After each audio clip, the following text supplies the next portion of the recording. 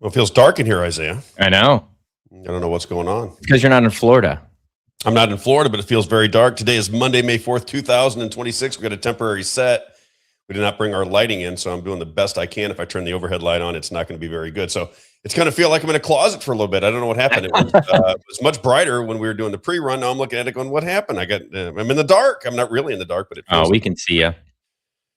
Nothing's easy, Isaiah. No. I gotta tell you. It's because you got that great tan, so you're blending in. That's what it is. I feel like I'm like when you see the deer when they're like, oh, you got them in the dark and you got them on the camera in the dark. That's what happened. When we were running the pre-roll, it didn't look like this. What happened? We go live and it's dark. It must have been the it's a little cloudier right now. Here. Strange. I don't know about where you're at. If I turn the overhead light on, it's completely. We have to deal with it. So we're doing it in the dark today. Monday, May 4th, 2026. Welcome to the future #1 podcast in America. As you can see, we got a temporary set. I have a buddy that I've been friends with since I was a kid who used to play Major League Baseball, and I said, "Let me just set up at your house because you got plenty of room." He said, "Come on and do it." So I'm in his office, and hopefully we can get some lights in there and get our cameras working eventually, and then it'll look a little bit better as we get the temporary set. Because that's where we're going to be doing the. We need to get a set. We need to get a permanent set when I come to Missouri, so we can do interviews and so forth. And we'll be looking at where I'm in town. Maybe someone wants to donate in Missouri a space to us. If you have a space for a set, let us know where we can. That's what we need is just an office space to present the studio the way we want. 2 chairs and set it all up nice and neat. But we'll deal with it today. I'm a little bit bummed out because it's a big show. We have MMTLP. That story, before I get to it, has been crazy. Just the circumstances that led to this position are bizarre. We'll get to it here in just a minute. But if you're tuning in to hear the MMTLP story, that will be at 10 o'clock Central Standard Time. We'll bring in Amy. She goes by That Girl Trader. It appears that the people on the MMTLP side that I've been talking to for a long time do not want Amy to speak, and I can't quite figure it out. I've been attacked from all of these people saying that we're allowing a shill on somebody who doesn't have shares, this, that, and the other. And I continue to say, and maybe you can explain it to me, Isaiah, or maybe somebody in the audience, how does debate, if your side is telling the truth, how does debate hurt you? I can't figure it out. And I'm just getting, one after another of these people going after me, and I don't even understand the argument. To me, it's just bizarre. You know how I am. I'm challenging everybody in the state of Missouri and the politics everywhere around the country. If they're lying to me or lying about me or lying about policy, I call them out for a debate. Yeah. I don't know. You're letting the shills talk. You're letting the liars talk. I'm like, no. I want to shove it right down their bunghole because I know what the truth is, and let's get it on. These people don't even want to have a conversation because they think it's going to hurt them, and I just don't understand it. But we'll get to that. We'll have Amy, That Girl Trader, on at 10 o'clock. We'll have John Berta. He was the former CEO of Metamaterials. He's all wrapped up in this conversation. He'll come in at 11, and we'll take questions from the chat about MMTLP. If you're somebody who is not familiar with that story, it could get wild today. I don't know how this is going to go down, but it should be very interesting. The chat's already going crazy. I know. Amy at That Girl Trader at 10. Former Metamaterial CEO John Bird at 11. And I just want to say to all of the people that think this is a winner for Isaiah and I, we have local advertisers. Yeah. This is a story that caught my attention because I had somebody that lived in Missouri that called me and told me about the story. It's not a winner for me and Isaiah. This is a story that we just want to get some resolution to, and we're trying.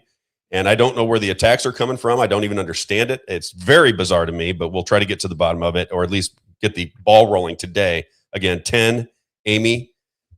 She goes by at That Girl Trader on X, and then former Metamaterials CEO John Berta at 11. And then really what I wanted to talk about, at least for the first hour today, is just things that are going on that we have not had a chance to talk about since I started the podcast, and that is Israel. One of the things that got me in trouble on the radio and all of the attacks that were coming in when I was on Real Talk Radio was my stance on the United States and our policy with Israel. I, like everybody else growing up, said Israel's our greatest ally. Israel's our greatest. I just parroted that. I didn't know why they were our greatest ally, but I believed it because it was just pounded into my skull that Israel was our greatest ally. And I began to change my tune through the Jeffrey Epstein case when I started to recognize that Jeffrey Epstein was aligned with Mossad. That was number one. And then number two, we had the USS Liberty survivors on. Now, these are people that were on the USS Liberty in 1967. They tell me, multiple, I had 3 or 4 of them on the show, and they said that Israel intentionally attacked them. They watched them. Israel knew they were attacking them in 1967. They believe that Israel is trying to sink the USS Liberty to draw the United States and add support from the U.S. population for a broader war in Israel with, I think it was Egypt in 1967. And they said, no. We watched the Israeli pilots come in. They were tipping their wings. We saw them. They saw us. The flag was waving high. And then they started bombing us. I believe what they thought was going to happen was they would bomb the USS Liberty. It would go to the bottom of the ocean. We would blame it on, or it would appear that another nation had attacked us, and it would draw us into this war in support of Israel in 1967. That's what these people believe. And then I started thinking, well, if that's a true story, and all of these people know it, what's the problem? What's taking so long? What is happening? You just don't understand why this isn't a bigger story. But apparently, they were told to shut up by their own government. All the way back from 1967. Now they're older. Now they're in their late 70s, early 80s, and they want to get this information out. So I started thinking, well, wait a minute here. Let me just look into the Israel and United States relationship. That's when all these people started sending me information about AIPAC. Looking into this, and they're right. AIPAC buys off both sides of the aisle. So now you have a bought alliance through Congress for everything that Israel wants to do. Like for me, I don't want to be at war in the Middle East in perpetuity. I don't want to be at war. That's just me. Do you, Isaiah? Do you want to be continually at war? I mean, if we look at if we go back, I was looking at the national debt chart from 2001 until now, and we were hovering around $5 to $6 trillion in debt up until 2001, and then from 2001 until now, it looks like the fastest growing startup in the world's revenue chart, basically. It's like up and to the right like this from 2001 until now is what our national debt we have. And the only thing that's changed is we just are in a continual war in the Middle East since then. Yeah, that's about the size of it. And again, if you go all the way back to Eisenhower, he said, be careful of the military industrial complex, which means we start war and they get the war engine going, and it's profitable for the United States and the people that make weapons. And I got to tell you, it does look like a problem that nobody's seeming to recognize except for a handful of people that are questioning what's going on with Israel. So let's start with just a compilation. This is clip number 4. I'm so aggravated with this darkness. I have no idea what happened. This is a great clip. I watched it this morning. We tested this, though, Isaiah. We tested right before we come on, and the lighting was fine.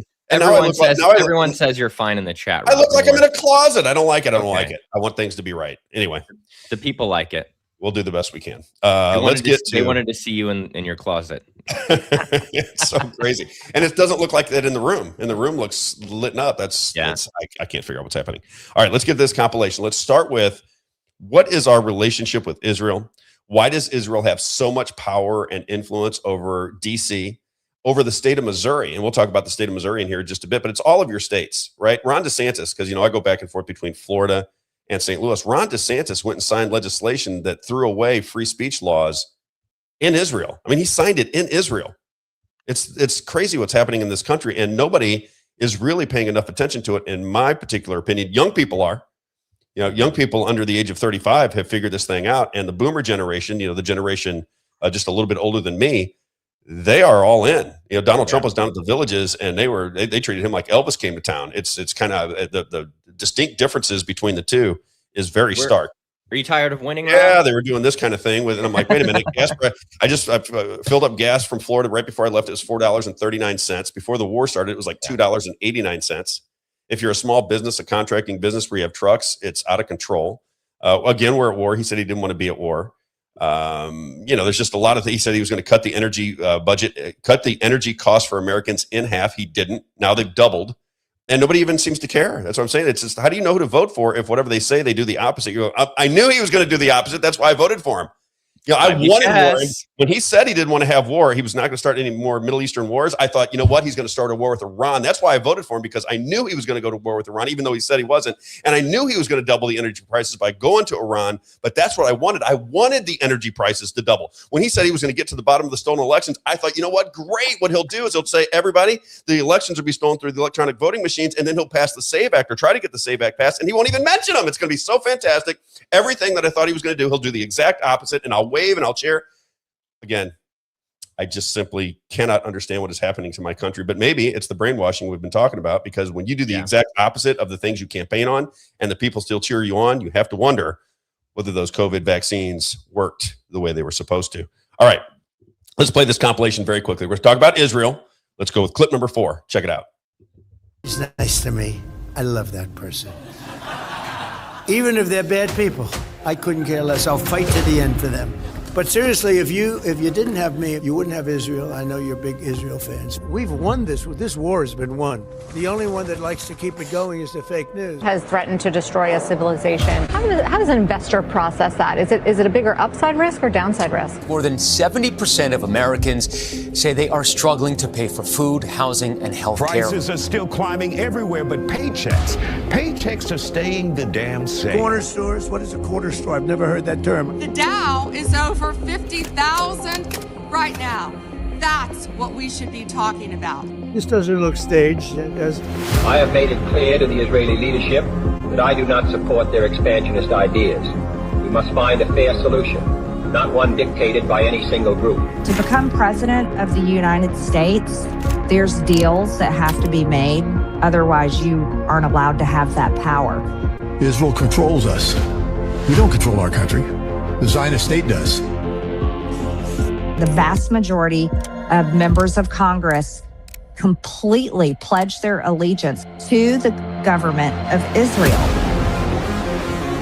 How about we live in a world where we all agree that genocide, holocausts, war crimes are bad regardless of who the victims are? I'm tired of being treated like nationalism is something that we should be ashamed of. I'm tired of being treated like America first isn't something that's just common sense. Gen Z, we are America first. Yeah. Done playing nice, we're done apologizing, and I don't think we should have to apologize for anything, you know? And we're gonna have a free country, we're gonna have liberty, we're gonna have America back, and you're gonna be in the history books, bud. You promised no foreign wars, you promised to put the American people first. What are we dealing with right now? If I could tell they're a true patriot fighting for what's right, small differences I'll throw aside. Okay, this person cares about America. He's fighting the good fight. We're on the same team. When it comes to people that are America first, Americans first, I believe that is the evolution. I truly believe the only answer is unification. And this whole right against left, it's all a fucking distraction from who's actually causing the problems. I don't care if they're a Democrat or even a Republican, if they take money from AIPAC. They are traitors to this country. Their allegiance is to Israel, not to the United States of America. You can criticize the American government more than the Israeli government. I mean, well, that's a fact. America first is, it's not left or right. It's just people that care about America first and us having a life. So rise and rally, everybody. We have work to do. It's going to be only America first. America first. All right. I want to answer this person, Tammy, I think her name is. Where is that? Oh, right there. Okay. She says, because it's bad as it is, it would be worse under the other side. I would submit to you, Tammy, and that there aren't two sides. I would like you to just digest for a second what we've been studying for the better part of 5 years, every day and night, 24/7, morning, noon, night. It's a one-party system. You are tricked into believing that these people work against each other. No different than professional wrestling. We talk about it all the time, and I just ask you to contemplate it for a second. Contemplate what we're talking about here. The Democrats create a problem. The Republicans fix it by taking your money and your liberty. The Republicans create a problem, and the Democrats fix it by stealing your liberty and your money. And that just is a circle that has been happening now since I can remember. Once I started to realize it and I started to watch the wheels in motion, I started to watch how this government works, it becomes relatively obvious that what they want is to create division. You split it right down the middle. They argue CNN and MSNBC pushes the liberal ideology. You go over to Fox News and Newsmax and OAN, and they push for the Republican point of view, but nothing ever changes. Look at your states. Right now in the state of Missouri, we have a super majority of Republicans. Just hear me out. Super majority of Republicans. The Republicans don't need the Democrats for anything. If the Republicans want to make Thursdays illegal in the state of Missouri, they could do it because they don't need anything from the Democrats. Yet everything we get out of the state of Missouri is liberal. They raise your taxes. We had abortion abolished in Missouri. If you're conservative, we had abortion abolished in the state of Missouri, and under a super majority of Republicans, they squandered it. Now we have abortion on demand. Everything that you think you're getting with conservatism is the exact opposite. And it works so beautifully because when your party gets in charge, like they are in DC right now, you go to sleep because you think your party's in charge. It is a one-party system controlled by corporate money, international corporate money, and the politicians are the puppets that try to convince you it's the Democrats or the Republicans as they move the ball forward. I submit that you think about that. You're going to see it one of these days. As soon as the light goes on, I always say, Isaiah, once you see it, it becomes very obvious and you can't miss it anymore. It is no different than professional wrestling. When you were a kid, maybe if you're old enough, I'm 56 years old, maybe if you're old enough, and you had Wrestling at the Chase. Remember, this on every Sunday morning when you were a kid, Wrestling at the Chase, and you'd watch, Andre the Giant come to town, or any of these people, Hulk Hogan and The Undertaker, all of these different. And when you're a kid, you think it's real.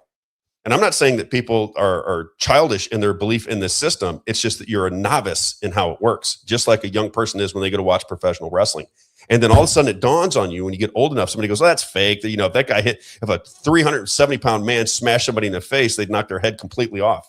And you think, oh, it's fake. They're really hitting each other and this is really happening, but the outcome has been determined. It's fake. And it is no different. It is the United States Congress is professional wrestling. It is no different. I just showed that, Isaiah, did we not? With Missouri politics and the transparency of the Senate. Yeah, that went crazy this weekend as well on X and Facebook. For the MMTLP people that are listening in to hear the MMTLP story, we are looking for live stream in the Senate in the state of Missouri, which means we would live stream the proceedings when the senators are in at work. We can watch what they're doing. We can watch the debates. We can hear what they're saying. We can watch the votes. We can understand what is happening. Missouri is one of only 2 states that doesn't allow that. One of 2 states. So our group, along with Act for Missouri, Shield Mains of Missouri, we petition the Missouri government to put live stream so we could watch Senate proceedings. Well, it came up for a vote. One of our senators that we like, Mike Moon, brought it up for a vote. Here it is right here. They bring it up for a vote. And we want to watch this. So we had to sunshine it. So this is they film it, but then you don't get to see it. And if you want to see it, you got to petition the Jefferson City, which is the state capital, in order to watch the proceedings. So we sunshined it because there was a vote on whether we should live stream in the Senate. It was a standing vote. So senators would stand if they wanted it, sit if they didn't. So we want to know who is standing against or sitting against live stream video. And as they take the vote and they sunshine it for us, the video goes black, so we can't see. They won't even allow you to see how your representatives voted. But what you did see in there is when they call for the vote, the conservative voters, the staunch conservatives from our town, they stand up and walk away. So they don't have to be on record as having taken the vote. There it is. It goes completely dark. Yep. It goes dark. This is what our country, we are in my humble opinion, and I've been saying this for quite some time now, we are at the beginning stages of a total control system where you're being surveilled every move you make, every step you take. We're going to be surveilled every move we make. There are flock cameras, there are kill switches in our cars, there's FISA 702 warrants, and they are putting AI data centers in across this country. So they not only can they surveil you, but they can store it. So if somebody wants to know what Rob did 2 years ago on a Monday, all they have to do is go look on their systems, and AI will bring it up and say, well, this is where he went in his car. This is where his phone was detailed. They can tell you everything about you as a citizen, but they won't even allow you to see them take votes. It's the most incredible thing, and people better wake up. MMTLP, you might want to wake up on this one. It's just they're chiming in. It's right before your very eyes. Can't miss it. Okay, now let me just go to this. When we talk about Israel and their influence on the United States of America, does everybody remember this? I wonder if people remember when Donald Trump gave the key to our country to Benjamin Netanyahu. I want you to think about that. They have a ceremony in the Oval Office where Donald Trump gives the key to our republic to Benjamin Netanyahu. Check this out. This was a special token of affection. Very special. By myself and the First Lady to Prime Minister and the First Lady of Israel. And it's a key. We call it a key to the White House. And it's a key to our country and to our hearts. And how sweet. Key to our hearts. Nice. So very nice. Oh, nice. We're going to have a key to the city to Benjamin Netanyahu, who's bombing his neighbors, bombing Christians, bombing everybody. We just left UAE. So wonderful. We're going to meet my heart pours out to Benjamin Netanyahu. And it's just a very important event, and it's an honor to have you with us, baby. Thank you very much. Thank you, Mr. President. Thank you, Mr. President. And this is true. that you have the key to the hearts of the people of Israel because of all how sweet. Because of all the weapons you've given to us so we can destroy everybody in our wake. It's been so wonderful. Okay? I just want you people to think about that. The United States, with all of the things that are going on in the Middle East, we hand a key to our country, as he said, to a foreign leader. It's insane, the things that are going on. And in Missouri, and I want to just make it known so people can really memory hold this and watch how things begin to develop. In the state of Missouri and in the state of Florida, in the state of Missouri at least, you cannot do business with the state of Missouri. Say I'm a contractor. Say I want to reform education, and I have some business that reforms education in the state of Missouri, which is something I'm interested in doing. If I were to boycott Israel, then I can't do business with the state of Missouri over $100,000. So we protect the interest of Israel in the state of Missouri even more so than free citizens who live in the state of Missouri. Then we had a Congressman Ruza, H-R-U-Z-A, who just put forth legislation that you can't even talk about or discriminate in conversation against the state of Israel. If I were to question the Holocaust and say, you know what, I've done my research, I went to Israel, I went to Germany, I talked to people that were living at the time, I've looked through all the documents, and I say that only 2 million people died or 600,000 people died or something like that. If I want to make that argument and have that conversation, I can't have it. It's now not, you can't do it in the state of Missouri. So you can't even have the argument. And every single Republican signed it. Isaiah, will you look this up for me real fast? Anybody around the country, please explain this to me because I don't really understand this. And wherever you're listening in from around the country, explain why an IDF general would come to the state of Missouri and hang out with the governor. An IDF, an Israeli Defense Forces general, comes to the state of Missouri and does some kind of picture-taking ceremony with the governor of Missouri. Why would that be, do you think? See if you can find that, Isaiah. Just look up IDF General visits Mike Kehoe, governor of Missouri. See if it pops up anywhere. Is it on there? Yeah, there it is. Oh, yeah. Here we go. Sorry, I got on my tall monitor. Let me move it. People think about this for a second. An IDF general comes to the state of, we're making all of our laws around protection of I should say an erosion of free speech. All of the laws that are there for everybody are now exacerbated because now we have to look out for the Jewish people more than anybody else. You know, they have to have special rights and special privileges. Oh, they got a shofar. And then an IDF general comes to meet with the governor of Missouri. What in the world would an IDF general come to the state of Missouri for? Does anybody know? If anybody is in the app, because I can't really see it, but if anybody in the chat has an understanding of what that's all about, please let me know what it is because I don't get it. And it's happening in all of our states. It's happening in all of our states. This is what's going down, and nobody's paying attention to it. It's gotten to be very spooky, in my opinion. Very spooky, because if you believe that the government isn't working for you, but then outwardly aligns with a foreign nation, then you might not have control of your government. You might not have control of anything. You might be just working on behalf of Israel and their interests. And I, for one, don't like it. Let's play clip number 9. Do you know Cenk Uygur from Young Turks? Does anybody know him? Now, this guy used to get on my nerves so bad because for people that are following along, there was a time when I watched Fox News morning, noon, and night. I was completely brainwashed to the narratives of Fox News. And over time, I began to understand what was happening. There were a couple big events that started to change my opinion as to what Fox News was actually up to. Fox News, at their core, is a warmongering machine. They are the mouthpiece that tries to link patriotism to war. So if the United States wants to go to war with Canada, Fox News is to sell you that is patriotic. If the United States government wants to go to war with Venezuela, then it is Fox News's job to make sure that you think that is patriotic. War and patriotism are the same thing. But who are we fighting the wars for? Why are we fighting these wars? What do you get out of these wars? We've been in the Middle East since as long as I can remember. I remember the first bombings when I was a kid. I was in college, 1991. We started bombing Iran the first time.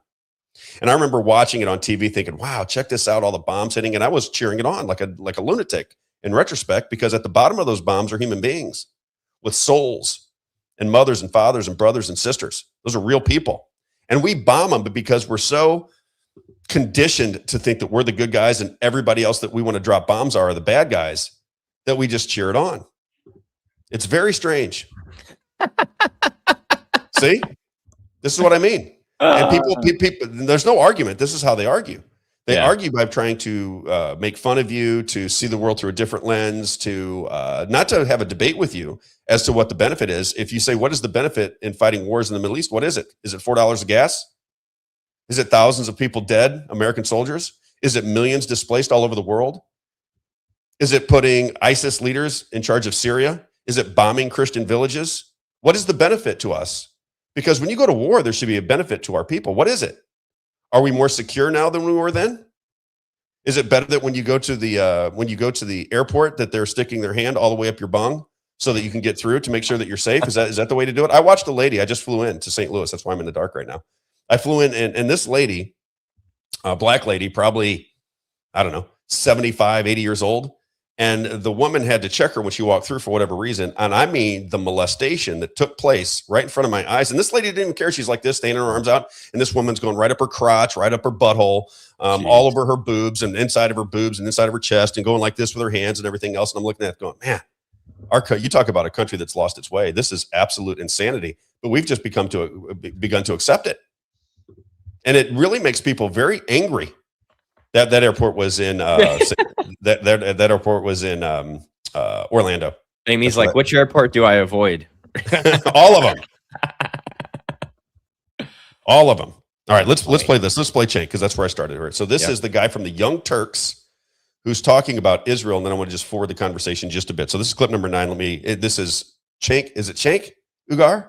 I don't know. From the Young Turks, I think it's called Cenk, C-E-N-K, Cenk Uygur, talking to Sean Ryan on his show, and he's talking about Israel's influence on America. Check it out. Okay, how about Ghislaine Maxwell's dad, Robert Maxwell? Okay, Robert Maxwell was the greatest Mossad agent of all time, state burial once he died in Israel with a bunch of prime ministers attending, etc. So what was his coup de grace? He's the guy who stole our nuclear secrets, and that's why Israel has nukes now. Now, here's the kicker. We never even arrested him. Of course we didn't. Okay, wait, there's a second kicker. First of all, so you steal our fucking nuclear secrets. There's nothing worse than that. By the way, the Israelis later sold them to the Soviets. They're the worst, okay? I looked up, why didn't we arrest Robert Maxwell? It would have been an international incident and embarrassed our allies. Yeah, if you steal our nuclear secrets, embarrass is the least you should get, okay? Okay, now the kicker. He then bought the company that produces textbooks for our schools. After he stole our nuclear secrets, we let him buy the textbooks that go into our schools. And lo and behold, the textbooks say that Israel was attacked in 1948, not that it massacred the Palestinians and took their lands. It says that Israel was attacked in 1967. That's a flat out lie. Israel did a preemptive strike and attacked all their neighbors in 67. Okay. Okay. Let me just read something to you, because he's talking about, man, it's getting darker and darker in here. I'm going to end up being completely dark here in just a minute. Well, it's getting overcast. It's like I can see that there's a storm coming. It's so aggravating. We'll get you a light there. Yeah, we almost bought one last night, everyone, and we were just like, should we not? There should be enough light in the morning. But he's talking about Promise Software. How many people understand the story of Promise Software? Isaiah, do you know anything about Promise Software? Are you aware of this story? Okay, Promise Software was a backdoor spying operation that somebody had invented, and the US CIA stole it. Robert Maxwell supposedly got that software and started selling it internationally. Robert Maxwell is the father of Ghislaine Maxwell, who was the co-conspirator with Jeffrey Epstein. Okay? Maxwell and Epstein are loyal to Israel. And therein lies your problem. Robert Maxwell is buried in Israel from the UK, who not only did he sell Promise Software, this is what it says, allegations state that Israel intelligence under Rafi Eitan, who also ran the Jonathan Pollard spy operation, acquired the software, modified it with a secret backdoor, a trapdoor, turning it into a Trojan horse for espionage. Okay? I think this is widely known now. And nobody even talks about it. Our government doesn't even talk about it. I played clip after clip after clip of Fox News saying Israel was spying on the Trump administration. What hate am I spreading, Casey? That's what I'm wondering. What hate am I spreading?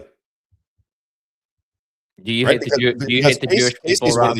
Casey's one of these mental patients who thinks that if you disagree with the government of Israel, that's anti-Semitic. You know, these people are insane. Yeah.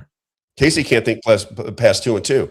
Let me explain it to you. They'd be surprised when they would go to Israel to talk to the Israelis to find out that more than they have mass protests in the street against their own government. It would be like me saying if Joe Biden was the president indefinitely, and I spoke out against Joe Biden, that I'm anti-American. That's what these people believe. Yeah, they really do. They believe it with all their heart and soul. They get mad at me. You know how many letters were sent in to the radio station because I would talk about this on air? People would get violently upset with me. Violently. Just for saying I disagree with American policy. I'm not mad at Israel. If Israel wants to steal our information, if they want to sell it, more power to them. I'm worried about my government protecting that information, protecting me, protecting my borders. It's not about Israel. It's about America and our government being bought out. And all you have to do is look at AIPAC. AIPAC buys out both sides of the aisle, both of them, all of them. I think Marjorie Taylor Greene said all but 5 or 6 people take money from AIPAC in the government. Mm-hmm. I won't even take money from an advertiser that doesn't seem right to me. And all of my advertisers know it. They know that I talk to them, I get to know them, I get a vibe. And if I don't really dig it, or I look into their business and I hear a lot of nasty things, I won't have anything to do with them. But yet our government takes, out of 435 of them, 429 of them take money from AIPAC. It's crazy. It's just absolutely insane. And then they bought out the textbooks as well. Did you know that, Isaiah? Oh, yeah. Robert Maxwell bought out our textbooks. Robert Maxwell bought Macmillan Inc. He acquired the major U.S. publisher for about $2.6 billion in a hostile takeover. Macmillan was one of the nation's largest textbook publishers at the time, with strong holdings in elementary, secondary, college, and vocational education materials. He later sold off non-educational units to focus on textbooks. So a guy that was loyal to Israel bought the textbooks that our students were reading and changed everything about the conversation so that we would all love Israel and all hate everybody else in the Middle East. There was not one terror attack on U.S. soil prior to the establishment of the state of Israel. Not one. Not one terror attack in 200 years. And then Israel comes into existence, and now we're in a terror war for the rest of our lives. And $40 trillion in debt. And what does and Netanyahu getting the key to the country. And nobody cares. Mossad say I remember a quote from a Mossad guy that we watched before. He said something along the lines of basically that their job is to create this disinformation. You know what I mean? That they create this terror and create this disinformation to kind of control the narrative by dividing people. Yes. Very interesting. Yes. Well, I mean, that's the whole game plan, right? We talk about it all the time. The idea is to divide citizens based on what Democrats and Republicans say so that we fight each other. So we never really Pearl Harbor. Yeah, that they're working together. Pearl Harbor was before Israel. So that's true. Pearl Harbor was before Israel. Yeah. Yeah. But that wasn't the Middle East attacking us. That wasn't, you know what I mean? So anyway, now let's get to Marjorie Taylor Greene. Then I'm going to put some light on because I can't continue on in the dark like this. I feel like I said, like Halloween movie. Let's do Marjorie Taylor Greene because she is now on speaking tour. She was at the Ron Paul Institute trying to explain her experience in Congress. All right, that is clip number 7. Listen to what Marjorie Taylor Greene has to say. Now, Marjorie Taylor Greene, if you're a Donald Trump fan, Marjorie Taylor Greene was his biggest advocate, right? She was always wearing the red hat. She would go to the State of the Union. She was screaming at the Democrats. She was always right by Donald Trump's side. She loved Donald Trump. And now all of a sudden she's out of Congress and she's spilling the beans on the conversations and what she witnessed within Congress. Let's hear what she has to say. Check it out. Marjorie Taylor Greene. Not only was it Donald Trump that changed everything for me, it was serving in Congress in the Republican Party that changed everything for me. It was seeing on the inside what a bunch of liars they all are. Not just Republicans, but Democrats too. They have no intention of doing the things that they promise you on the campaign trail. None. Right now, we have a Republican president, a Republican House, and a Republican Senate. They have the power to do everything they want to do right now. And they refuse to do it. Do you want to know why? They're bought and paid for. They are bought and paid for. They don't work for you. They work for the giant industries that fund their campaigns. They work for the special interest groups that give them fundraisers. They work for the lobbyists that make best friends with them, because many members of Congress are lonely in Washington. They're easy to make friends with. They're away from their homes, they're away from their families, they're away from everything that made them who they are. They're taken to Washington, D.C., which is an international city. It's like a foreign country. Washington, D.C. is a foreign country. It's run by a foreign country. It is. It's run by the secular government of Israel and some other people and some other things. But it is. Okay, now what she said about Washington, D.C. Now I want to play Bryant Wolfen. Now, if you're from Missouri, you know who Bryant Wolfen is. Bryant Wolfen is a House rep, young guy, owns a business, 4 kids, great guy. Been to several of my events, and I interview him all the time. And one of the people that works in my organization interviewed him. And listen to what he had to say about the state of Missouri, because what he's saying about the state of Missouri is exactly what Marjorie Taylor Greene was saying about Washington, D.C. And I ask everybody from wherever you're at in the country, I want you to pay attention to what I'm saying here. Look up how much your state is getting from the federal government to run its budget. Because once you understand that all of the power has been consolidated in Washington, D.C., and then you find out that Washington, D.C. is in alignment with Israel first, not America first. That's a fact. Wait a minute. That's a fact, Jack. That is, I just want to play it for you. You got that sound? Let me get it going here real fast. That's the fact, Jack! That's a fact, Jack! That's a fact, Jack. Okay? It's a fact because you can see it in the outcomes of everything that we do. But listen to Bryant Wolfen. Now, this is in an interview he did with Jake Jackson, who works with me with People's Lobby Missouri. He did an interview with Bryant Wolfen, who says, I don't vote if the Constitution doesn't allow me to make a decision on something. If the Constitution doesn't give me the authority, even if I think it's good, I can't vote for it. I am bound by the Constitution. You know how many people think like that in the Missouri House and Congress? Maybe 3. They make fun of the Constitution in Congress in the state of Missouri. And why? Why would that happen? It happens because all of the money that takes care of the state of Missouri comes from D.C. And how did that happen? How did D.C. begin to take over the states? Does anybody know out there? You see anybody answering the question? Does anybody know in the chats how D.C. took over the states? Anybody? And this is the problem that we have in our country. Nobody understands what's happening to our country. They think that it's party time and that there's nothing to be worried about when consolidation of power is real, when surveillance of your lives is real, when the indoctrination of your kids is real, when propaganda from overseas entities begin to seep into American lives legally with the Smith Modernization Act, kill switches on your vehicles, AI data centers to store your information, 702 FISA warrants to spy on, and it might not bother you because you're not political, right? You're not in the political fight. So if they, you're like, I didn't do anything, Isaiah, I didn't do anything wrong. So what do I care if they spy on me for? Well, you're not in politics. If you're in politics and you're trying to change that system, if you're trying to weed out the corruption and somebody is spying on everything that you say and every move you make, and it does matter. If you're in politics and your enemy can spy on you, do you think they have the upper hand, or do you think the people like me and you can ever organize? All the way back to the church committee hearings. The church committee hearings, there was an interview that I think it was Frank Church did afterwards. And he said, this is in 1977, by the way, 1977. He said, there's a technology right now that exists that in the wrong hands would make it impossible for citizens to organize against their government. 1977, he said that. It's 2026, Isaiah. Right? And it has nothing to do with the Jews, Casey. I love the Jews. Isaiah is Jewish, Casey. Dummy. It's nothing to do with the Jews. The Jews have been, I was married into a Jewish family. Some of the most powerful people in my life are Jewish. It has nothing to do with Jews. It has to do with the state of Israel. Just like when we bomb countries and we have protests in the streets, that doesn't mean we're anti-American. It means there's also Arabs. Policy. Yeah, there's also Arabs, a lot of Arabs in the Israeli government. Yes. Yes. People just don't know what's going on. But Yeah, here's so Brian. it's not just the Jewish people. It's the Israeli government. These people are so conditioned into a thought process that anything that disturbs it makes them crazy. I've witnessed this too many times to count. But here is Bryant Wolfen talking about what goes on in the state of Missouri. Listen to this, because this is exactly. Oh, by the way, I didn't tell people. Did anybody answer how the states got taken over?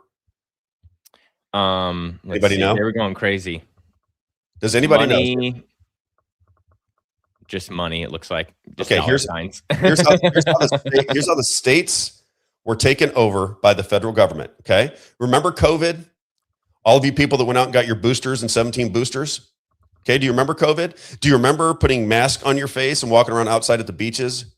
Do you remember when you were trying to get to your grandparents in the nursing homes and you couldn't even touch them or talk to them because of COVID?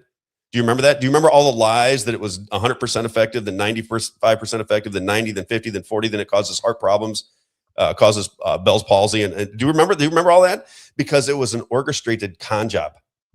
I was in China when COVID started. I come back home and they're telling me that people are dying in the streets in China. I go, I just left China. Nobody's dying in the streets in China. Nobody's even talking about it. I was there. Then I have to argue with people about it. Mm-hmm. Can I respond to this? Because I know who he's talking about. Yeah, so do you know who Mossab Hussein Youssef is? No. He is the son of a Hamas leader. And there's a book called Son of Hamas.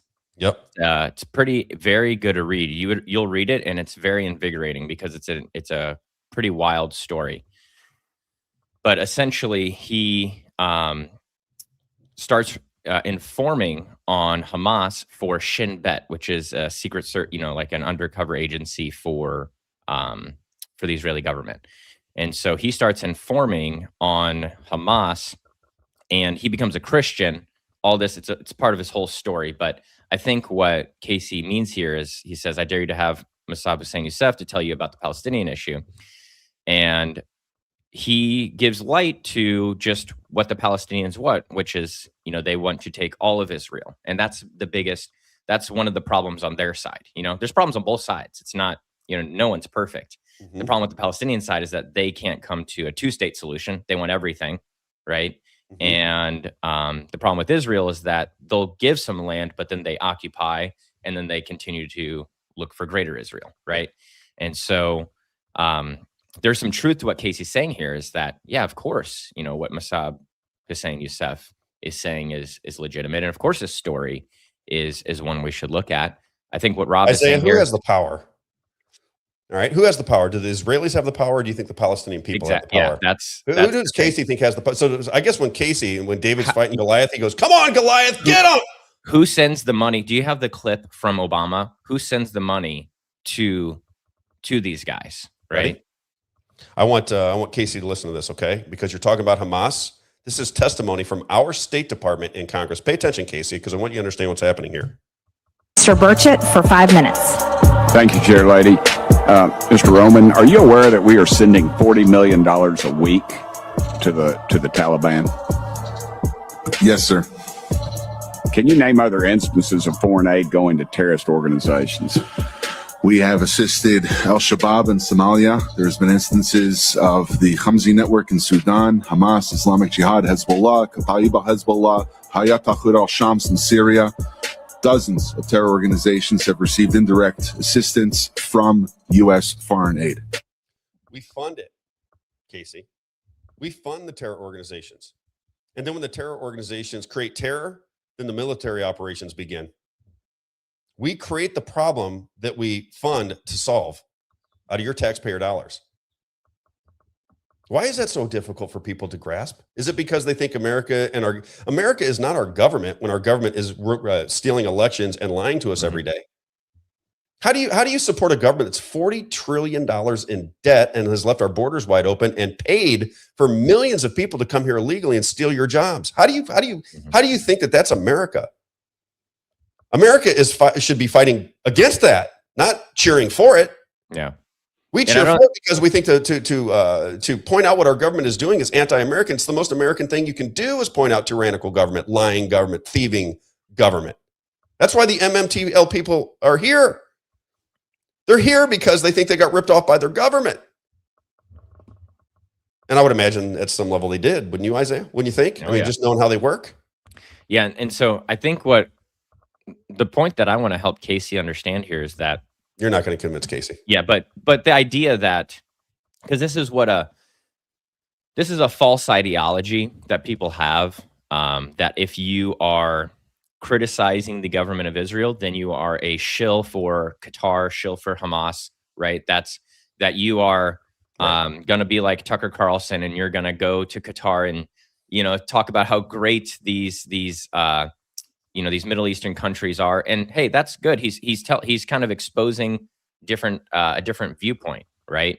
But just because you're criticizing the Israeli government doesn't mean that you want terrorists to thrive. Just because you don't want a war in Iran doesn't mean that you want you didn't want Khomeini to be the leader. That's not like, you're not saying I support that. I'm for the Jewish people you to just live want in peace and prosperity. I want the Jewish people to live in peace and prosperity. All of them. You just want less intervention. I do not believe the people that run Israel give two shits about the Israeli people. No more than I think the people that run this country care about the American people. I don't think they give two shits about you. And the reason I know that, and I apologize for the cursing, I know people get very upset when I do that, but I lose my temper every now and again. The reason you know that is because of COVID.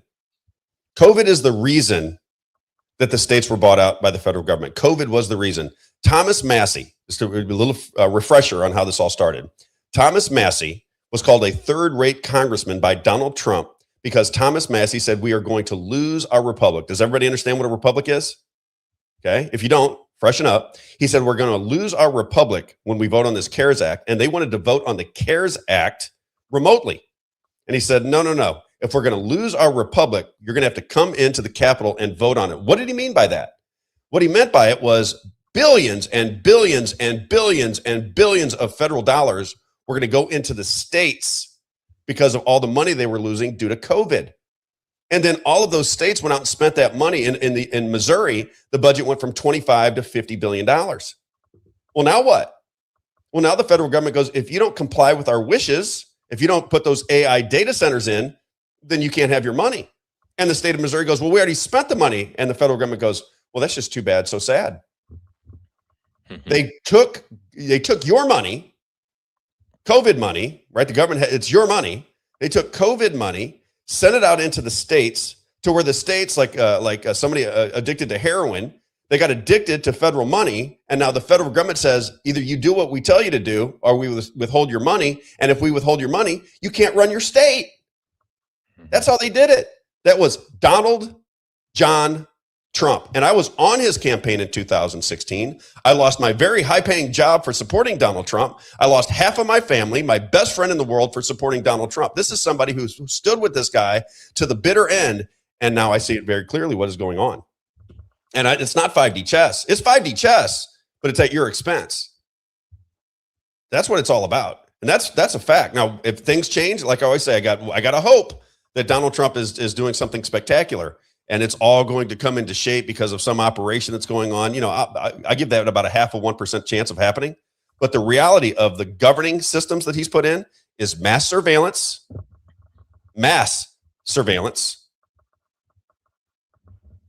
of the American people.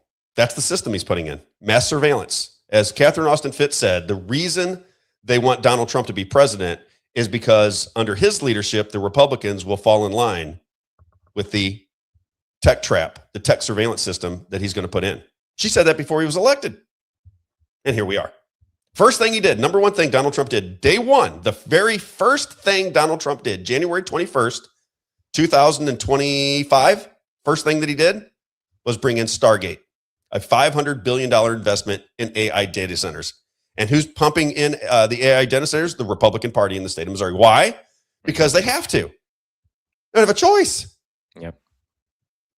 It's we depressing. We need to do some advertisers. We should have done some advertisers at the I beginning. want to play two things. I got to get Brian Wilson, because I promised I would play it, and then we'll do the advertisers. Yep. And then I get some light on the situation. So we'll play the. Can you get the pre-roll? So we'll play that as I get the light situated. I can't deal with this anymore. This is driving me absolutely bonkers. But I want to play Bryant Wolfen, because I want to play two clips before we get to the advertisers. I want to play Bryant Wolfen, and I want to play Ross Perot. Okay. I want everybody to listen to these two things, because what we're trying to get you to do is at least contemplate it. If you don't believe it, or you think it's crazy or what have you, that's all fine and dandy. But now that it's planted in the back of your head, just watch how things begin to roll out. You're getting into a situation where it's tech surveillance at all time. I went to the movie theater on Saturday to see the Michael Jackson movie. Fantastic, by the way, Isaiah. Absolutely fantastic, that Michael Jackson movie. All automated. No people. You go into the movie theater. There's 3 or 4 people walking around that can barely talk. And if you want to get popcorn, you have to pull the popcorn. There's no price on it. You have to walk about 20 feet to scan it to find out how much it costs before you buy it. You buy the tickets from an automated teller. The food, the drink, everything is automated. There's no people. There's no people. This is the world we're getting ready to live in, where there's nobody working. There's just everybody's kind of wandering around going, what do I do now? And because we didn't know the price of the popcorn, my wife goes, well, how much is this popcorn? I said, I don't know. I'd like to know because, what size are we going to get?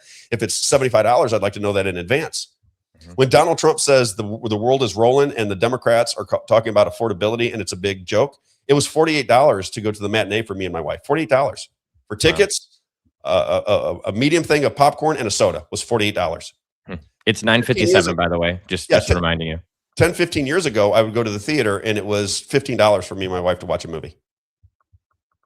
Now it's $48.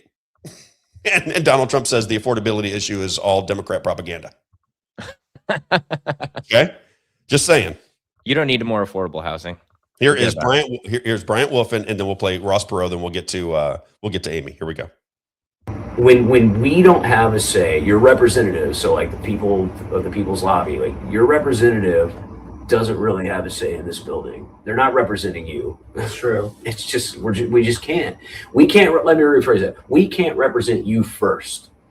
You can't be our number one priority. Wait a minute. One more time. This is a rep in the Missouri House of Representatives.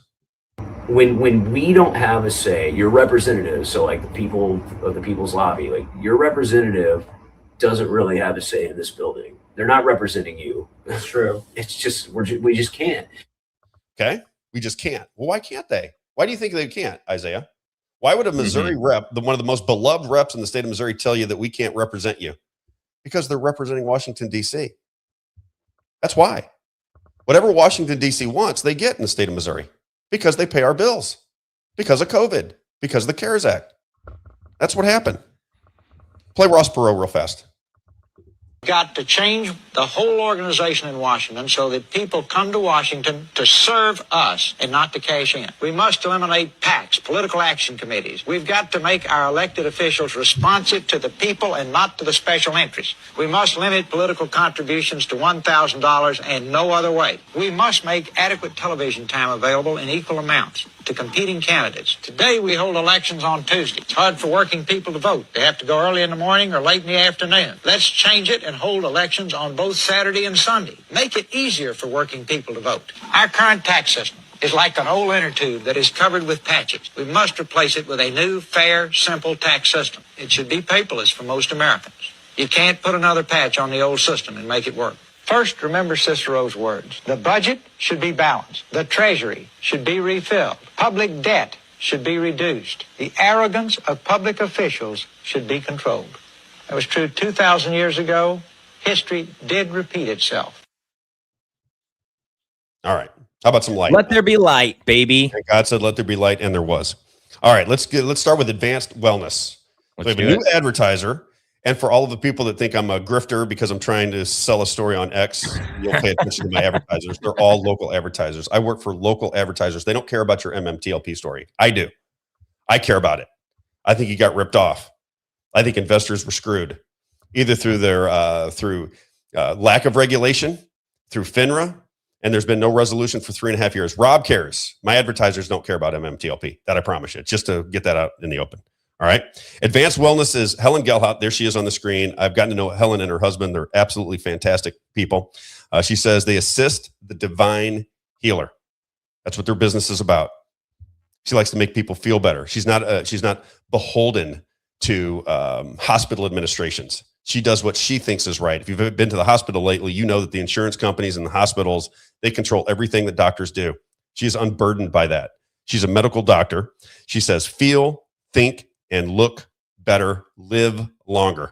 There's all the testimonials, great people. I have spent a lot of time with them over the course of the last several months. And I think her business and I think the way she handles things in her practice is exactly what you'd want if you had big problems in your life. The earliest cancer detection blood test. So she has different methods for treating cancer. And she says you can take an early cancer detection blood test to find out whether you're going to have cancer, whether it's beginning to grow, or whether you're susceptible to it.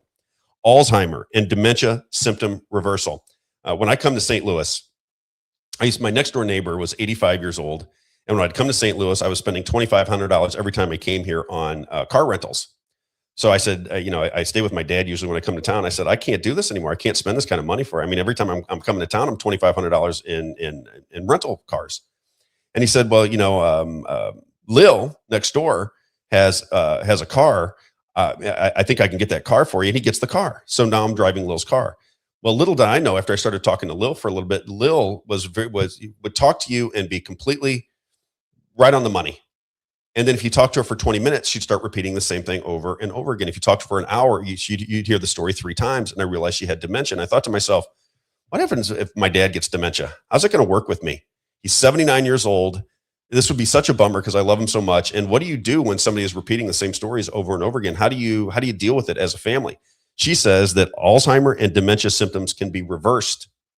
So if you know somebody that has dementia, Alzheimer, if you have cancer in your family and you want pre-screening, I ask you to get a hold of advancedwellnessstl.com. It's on the screen there, advancedwellnessstl.com. If you're from St. Louis and you've dealt with Helen, you know that she actually cares about people. A little different than what you get now when you go to the hospitals, right? You feel like, I feel like a number. She doesn't make you feel like a number. She'll have people in today from all over from outside of St. Louis, I guess I should say, that are coming in to get her treatments. Helen Gelhot, advancedwellnessstl.com. She's known around town as the blind doctor. If you've seen her, I'll interview her. She had sight, lost her sight, had sight again, and lost her sight again. She's been up and down with her eyesight, but she runs just a wonderful practice. The people in there are happy. She treats them with respect. Great family. Great people. And again, if you're ill, if you have cancer in your family, if you want pre-screening for cancer, she says the earliest cancer detection blood test available, Alzheimer and dementia symptom reversal and cancer control. AdvancedWellnessSTL.com. I know there's a lot of people in the audience that are dealing with cancer in their family. I can give you no better advice than to check out Helen Gelhot, Advanced Wellness STL, AdvancedWellnessSTL.com. How about that, Isaiah? I've been working on her for a while. I wanted to work with her. I'll put it to you that way. I said, whatever it is, I basically would do it for free for you, Helen, because I think what you're doing is fantastic. And we're finally on the same page. We got to know each other a little bit and have a respect level for each other. So it's fantastic. I absolutely Let's do RAK Custom Coatings. My man, Rich McQuay, brand new advertiser, came through one of our listeners, and I got to talk to him over the course of the past 2 weeks. He's got the same kind of sense of humor as I do. I absolutely love him. RAKCustomCoatings.com. Now, if you recently, I had our, this is when I lived at the house out at Lake Forest. We had our garage floor treated. And that's kind of the thing that he does. He does, it's locally owned and operated. Let me give you the talking points. Locally owned and operated, family owned since 2001. They install industrial strength, long lasting coatings built to handle anything your home or business can throw at them. So whether it's, garages, commercial spaces, can you blow that up? Can we play that little video for him real fast? I want to play that video. That one right there. Yeah, play that for us. Rack Custom Coatings and Organizing Solutions is a diversified company that specializes in decorative floor coatings, garage organization, and closet design. Using a unique blend of colors and application methods, we can transform your concrete surface into a showpiece or create a work of old world charm for your basement floor. We also carry a large selection of organization systems that maximize the space while incorporating the beauty of natural wood grain appeal. Rack Custom Coatings and Organizing Solutions. Give us a call today for a free consultation at 636-398-5040. I got a buddy that lives in Kennebunkport, and he just had his garage. He got a 4-car garage. He got his floor done, and it's in that checkerboard pattern. It's killer when you see it live and in person. From garages to commercial spaces, Rack Custom Coatings delivers tough, beautiful finishes that last. Where quality meets craftsmanship, 636-398-5040, 636-398-5040. Rack Custom Coatings. Again, from garages to commercial spaces, Rack Custom Coatings delivers tough, beautiful finishes that last. Welcome to the family, Rich McQuay. If you have any services or anything that Rack Custom Coatings can do for you, there it is on the screen. Take a look. Check out their website, Rack, R-A-K, customcoatings.com. All right.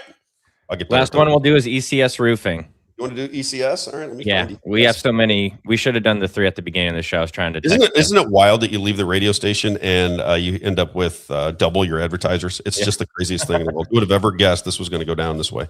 Just crazy. ECS Roofing. There it is, right on the screen. If you're checking it out, roofing, siding, decks, gutters, garage doors, custom exterior metal, residential, commercial, new construction, storm damage, free license inspections. He said, Rob, one of the things that makes my business different is I'm a licensed insurance adjuster. So, when you get a storm, everybody wants to get their roof replaced because hail damage, this and that and the other. He said, a lot of times it's not hail damage and the insurance companies aren't going to take care of it. So to avoid you all of the aggravation and the hassle of trying to get it done through the insurance adjusters, I know what they're going to accept. If I come out, I can look at your roof and say, yes, the insurance, I know the insurance companies, this is what I do. And I can tell you whether that's going to be replaceable or not. So he's been in business for 30 something years. I have really connected with him. I think he does a terrific job of explaining his business. He says, I'm a perfectionist, Rob. I don't like to keep going out to people's homes because we made a mistake. We get it done right the first time. Over 30 years in construction, ECS Roofing and Exteriors for all of the contractors, contracting. If you need a contractor, I got to get better at this. If you need a contractor out there, he'll take care of everything for you. He says, I know the good people. If I don't do it, I'll put you on the right path. And he sent this email to me that I want to read. It said, Rob, just a thought. One other area in my business other than storms is retail and new construction. I love the retail and new construction side of the business. We run on low overhead so we can pass the savings to our clients. Our prices cannot be beat. Even with that, we offer a Class 3 shingle, ridge vent, and a complete installation guarantee, plus a 5-year workmanship warranty on top of the manufacturer's warranty. ECS Roofing and Exteriors, ECS Roofing Exteriors, 314-486-3567, 314-486-3567, or you can check them out on Facebook, ECS Roofing and Exteriors. All right, let's get to Amy. Before we bring her in, I think you should let the people know what happened. Well, yeah, let's just tell the story, and then you can kind of bring Amy on here. So what went down was I'm trying to help. I really want to help MMTLP. I got a load of the story from a St. Louis listener who reached out to me. I was actually coming back from Mar-a-Lago. I was down there for an event with the radio station, and he got my attention. You know how it is, Isaiah. You've been with me for 3 weeks now. We have everybody wants us to cover their stories because we create a lot of trouble. When we get into a story, we don't leave it after 15 seconds. We don't leave it after a day or two. Once we get into a story, we don't quit until there's some resolution. We just drive people absolutely insane. Would you agree with that, Isaiah? How many people in the Republican Party would like to take a shot at me? I mean, literally a shot at me. Oh, yeah. Right? Because I see what they're doing and I bring it to people's attention. That doesn't mean every person in the Republican Party, but we get after them.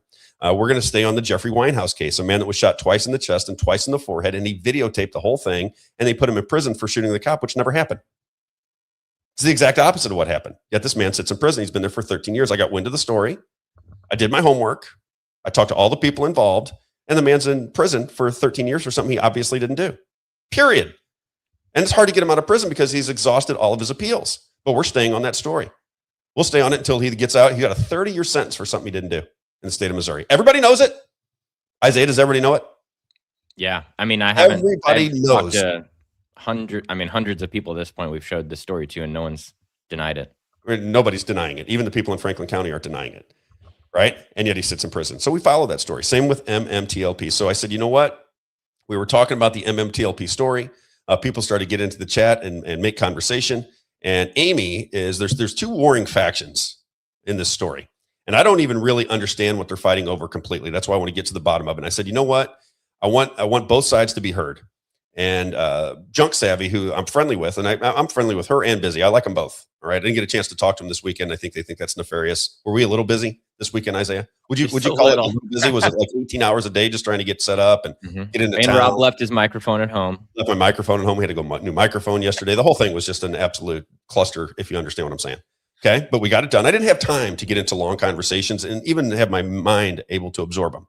So I think they thought something nefarious was going on because I put forth a debate. She said she wanted the debate. Right on screen. Didn't she get into the chat and said, I'll debate her or something like that? I can't remember how it went. But then that was in the X space where you were on, and she said to book the debate, and you asked if Monday would work, and she said just book it. Right. So I'm thinking, okay, I'm booking a debate. I make a public declaration that we're going to have the debate today, Monday at 10 o'clock. And then for some reason, I think they thought I had nefarious intent. I'm like, I've been working for you guys for a full year. What do you think has happened? I don't understand it. But they started to take, not them two, but just the people within the community started taking shots at me that we should not even, as they put it, platform Amy. And I'm like, platform what? In a debate, that's how you find out whether somebody's lying or misleading you. That's the whole point of a debate. That's what they're for. Yeah. Why would that hurt you? If you're right and she's wrong, wouldn't that come out in a debate? Everything she says, you can counter, right? Isaiah, I don't understand the argument. I really don't. My MMTLP people, I come from a different world than you. I come from the world of you challenge people that it's like the Israel situation. We could have silenced Casey and not put their comments on the screen, right? Perfect example. Casey disagrees with me, thinks I'm crazy, as a lot of people do, and maybe they're right. Who knows? Okay, I'm just giving you my opinion. You can make up your own decision, Casey. I value your opinion. I just think that you're looking at it through the wrong lens. Okay, but that's what happened, and then apparently we did not. They tried to get a hold of me. I don't want to mislead anybody. Both Busy tried to get a hold of me. Junk Savvy tried to get a hold of me. I just couldn't get back to them. But all I wanted to hear from them was confirmation that they were going to be on today.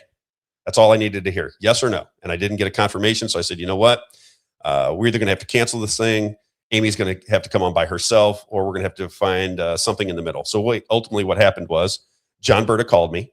He said, if nobody else will do it, I will come on and debate Amy. And I thought that was kind of unfair, right? Because Amy was supposed to be debating Junk Savvy, a retail investor. Yeah. Yeah. It just felt unfair. So I said, you know what? We'll have Amy on first, and then we'll bring in John Berta at 11, maybe 11:10, 11:15, because we're going to give her a full hour. And that's where the situation lies. We've tried to get all this information out on social media. I did DM Junk Savvy too. She said, we tried. I think I tried.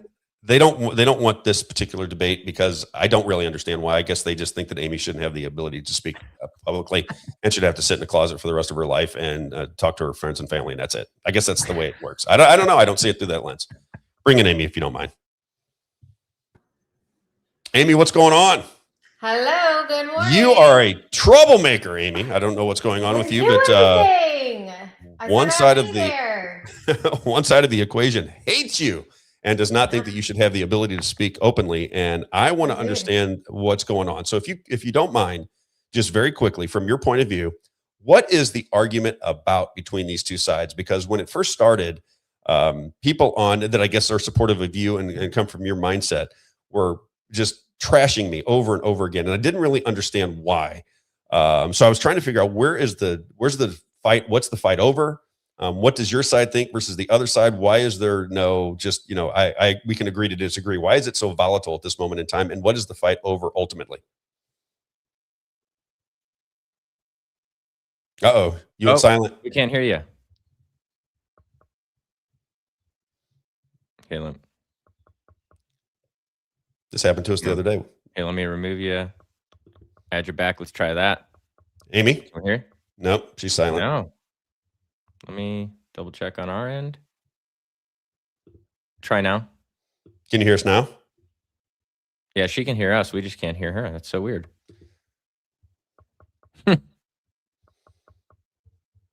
It's been bizarre the last few days because we could hear her and then it just goes away. That's what happened to our last guest, remember? On Friday, same thing happened. So odd. Maybe text her or get a hold of her and tell her to go out and back in. Yeah. Try leaving and then coming back in, Amy. It's the same link, so it'll be easy to come back in. Somebody on the Oscar Hernandez says she's paid by seafood. We talked to her for about you did. I didn't. I only got to talk to her for a minute, but she said that's not true. So I don't know if it is or isn't. But she says it's not true. We'll get her back in here. Great technical difficulties. Start the show off. Is it, Isaiah? Is it something we start the show off talking about Israel and then we experience technical difficulties? I'm just joking. I'm just joking, everyone. Just a joke, okay? Just a joke. And for the record, I have no issue with any people in the world, by the way. None. I love all people. I just don't like when the government tries to get over on us. That's all. That's it. It's all I'm about is exposing what the government is doing to us. And you can figure it out from there on your own. Okay, here's Amy. Let's try to bring her back in here. Let's try this view. Let's see. Hello. There you are, Amy. We don't know what's going on. This happened to us on Friday as well. I can't figure it out. But question for you is, what is this fight over? What's the fight about? So I think like on one side, like we read the filings, we read, the court cases, we read, we basically just like read all of the information, and our story doesn't align, or what we read doesn't align with what they're talking about. And that's really all it is. And then it's become some like infighting. There's shareholders on our side too. Like this, our side, their side thing is kind of silly to me, but that's because I'm an adult. But and they just have different questions, and they don't fall in line with the same narrative, and so it becomes this, very volatile, like bulls that lock horns, and yeah. They say that you're one of the arguments against you is that you're not a shareholder. Why do you care? I'm not a shareholder, and I've never claimed to be a shareholder, but I don't know what everybody's experience is in the market, but I've gotten taken in by like social media hype, because I think social media has completely changed the landscape of investing. Like there's always been Yahoo chat groups and, chat boards and things like that kind of drag people into, maybe not the greatest investments. But social media has really changed the game, because it's a lot of information really fast. It's a lot of people talking as if they're experts and they know exactly what's going to happen. And they make it appear like they have some sort of insider information, or that they have some sort of connections with people who are giving them information. And I think it's changed the landscape. And I don't even think SEC and the regulators have really caught up with how the landscape has changed as far as social media investing. I think they're trying, but they're behind the 8 ball on it. And so I really just kind of try to give real information and information from SEC filings and court cases. And like, that's what our show is about, right? We follow court cases for companies. And, this kind of started for me like with AMC, and, I saw an inordinate amount of insider trading. And I mean, they sold close to $1 billion in shares on the AMC run up. And so every Friday, because it seemed to happen like clockwork every Friday. So every Friday I would post, it's AMC insider selling day, and I would post that they're selling, right? And that's sort of how it started. And then they started to get really mad about that. And then, I kind of saw this sort of hive, culty sort of atmosphere forming around these meme stocks and things like that. And so, now I do a show about this and so on and so forth. So it's not like I have no connection to it. I mean, I engage on financial Twitter, and I do a show about, meme stocks and things that, what do you think they're getting wrong? Like, when I'm looking at this, and somebody pointed out the other day that I'm not a financial guy, and I'm not. I'm very upfront about that. I'm a radio talk show host who used to be an executive in the shoe business. That's it. I'm just a very curious person with a background in broadcasting, and I went to school originally for journalism. So, I just try to weed out the truth. That's all. And I was trying to tell the people on the MMTLP side, I'm the kind of guy you want. Because you have to explain things to me. You can't speak in circles to me, because I'll just go, what are you talking about? I don't understand. And you're going to have to go down. What is the, what do you think the MMTL people principals have wrong? Like, for example, Busy Brands and Junk Savvy, they seem to be kind of the leaders of that group. They're the ones organizing it with the space conversations and so forth. Sure. What do you see they are getting wrong? So their main focus is on the regulators and on the SEC and FINRA, really mostly, right? And they tend to leave out all of the things that happened leading up to this, including, that the S1 fully informed them that the stock wasn't going to trade, that it was going to, they have no intentions of paying a dividend, right? I mean, like Junk Savvy's even arguing that this wasn't a dividend, right? That the MMTLP to Nextbridge wasn't a dividend. And it was, in fact, a dividend. It was a pro rata dividend. And it was explained to them in the paperwork that they would either get in the filings, that it would be a cash dividend, because when they had the Series A preferred, they were the owners of the assets, and they were entitled to a cash payout if they sold the oil and gas assets. The very important part of that statement is, or a pro rata dividend, which pro rata is Latin for in proportion, to shares in a spinoff entity, right? So what we have, this is coming from the SEC's case against John Berta and George Palacaris, is what we have found out is that, 6 weeks after the merger, a bunch of things happened in between there, right? Like there was a whole almost like C-suite setup that was being paid through a third party. That this is all coming from the SEC. I mean, I can pull up the complaint. You can show anything on the screen if you want. We have time. I want to.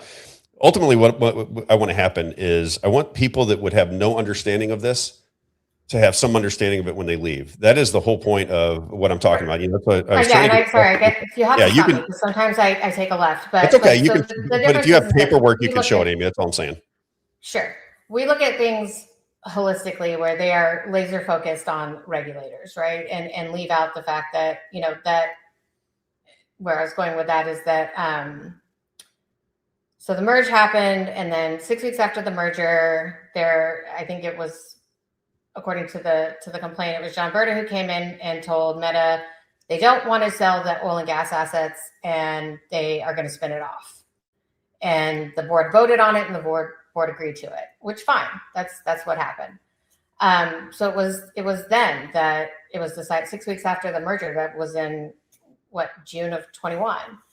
But then comes this push later on of we're going to torch these shorts, and we're going to, we're going to get all this money for this dividend. You've got a lady in a bird costume telling everyone they're going to get a $30 and $40 dividend, and all of these people on social media. Explain that, because that is something that we explain that real fast, because this is something I've heard. I think somebody sent me one video way back when, and I think what the argument is, and I don't know what this means in the totality of the conversation, but there were people out there trying to push a narrative, and this woman went by nicknamed the Bird Lady, where apparently they're trying to sell people on an idea that's not realistic, but they're selling it, and that was pushing these people to try to squeeze the shorts, I guess. Yeah, well, I mean, and the whole short squeeze theory happened actually, like you can go back to Torch, right? And when before the merger, and I don't know the connections, but you had a group of guys from Atlas who were pumping the Torch merger, and you can disagree with my how I see that, but I think that Atlas was a pump and dump group. They're actually being indicted or they've been indicted, and it went to appeals court and it got kicked back, and so now they're about to go to trial again. And they were pumping the Torch merger, and so I think a lot of people got into Torch then, and then when the merger happened, they got the MMTLP dividend, and then so there's already this sort of fervor and crowd around it, and then the spinoff comes, and they're all the YouTube channels are talking about it. You've got, I mean, you name it, Tony Twits, Houston Wade, like there's a ton of them, like influencers, right, who are saying they're going to get, well, I mean, I think you have audio of one of the CEOs saying that 20 was a low number and it's going to be somewhere between 30 and 60. You've got someone on X saying that they're going to sell the assets for $19.3 billion. And you've got, I believe it was John Berta who said, we have 3.2 billion barrels of oil that the world desperately needs. And then we see filings that there wasn't any assets or oil. And the spin out happens, and 2 weeks after the spin out, they write the assets down to zero. So your argument, I think, is that there was complicity with the CEO. I'm like saying a lot, but the story is like very. That's all right. We'll slow it down. So one of your complaints is that you believe the CEOs, George Palacaris and John Berta, were complicit in this situation. Am I getting that straight? Yeah, I do think that. Okay, let me ask you this, because this is something that I don't quite understand. A reverse merger for me, I didn't even know there was such a thing, right? So I'm an infant in this conversation. But what they explained to me, and one of the reasons it caught my attention was they said that two market makers were able to get a stock ticker running. And when I interviewed John Berta the first time, he said, Rob, I was traveling. I ended up, people said, hey, your Metamaterials is trading. And he said, what? And he pulls off into a hotel. He was traveling, and he said that they used wrong information, old, outdated information. and two market makers, I believe in Canada, maybe, if memory serves, were able to open up, or I think it was Canada, maybe. They opened up a stock ticker against his wishes. And that to me, this is where I get into it with the regulatory bodies, because I don't know how you can open up a stock ticker legally. Even if it's legal, it shouldn't be, is what I would say. How do you open up a stock ticker for something that the CEOs and the investors don't want to trade? How does that even work? And who were they? I've been trying to figure out who these two market makers are, and I'm thinking 3.5 years later, their name should be front and center in the conversation. Do you know who the two market makers were? No, I don't. And I think that that FINRA has a different story, right? So what FINRA is saying is that there was an unsolicited transaction, right? So there was somebody who had shares who wanted to sell them. They went to their broker. They said, I want to sell my shares. Can you find me a buyer? And there was a buyer found, and like nothing happens in the dark, regardless of what folks like to think. They don't. This transaction had to be documented. And from a sworn statement from George Palikaris, he said that they were actually informed the day before. Like, this is a statement on October 6th, 2021. Mr. Greg West, a senior corporate action analyst at the FINRA at FINRA, sent a basic for your information email to Meta2 that notifying the company that they had signed the ticker symbol MMTLP to a Series A to the Series A shares, and the MMTLP shares may be quoted and traded on the over-the-counter market. So, what did that just take me out? No, you're good. You're good. It was just frozen for a second, so I just didn't want it to be frozen on your face.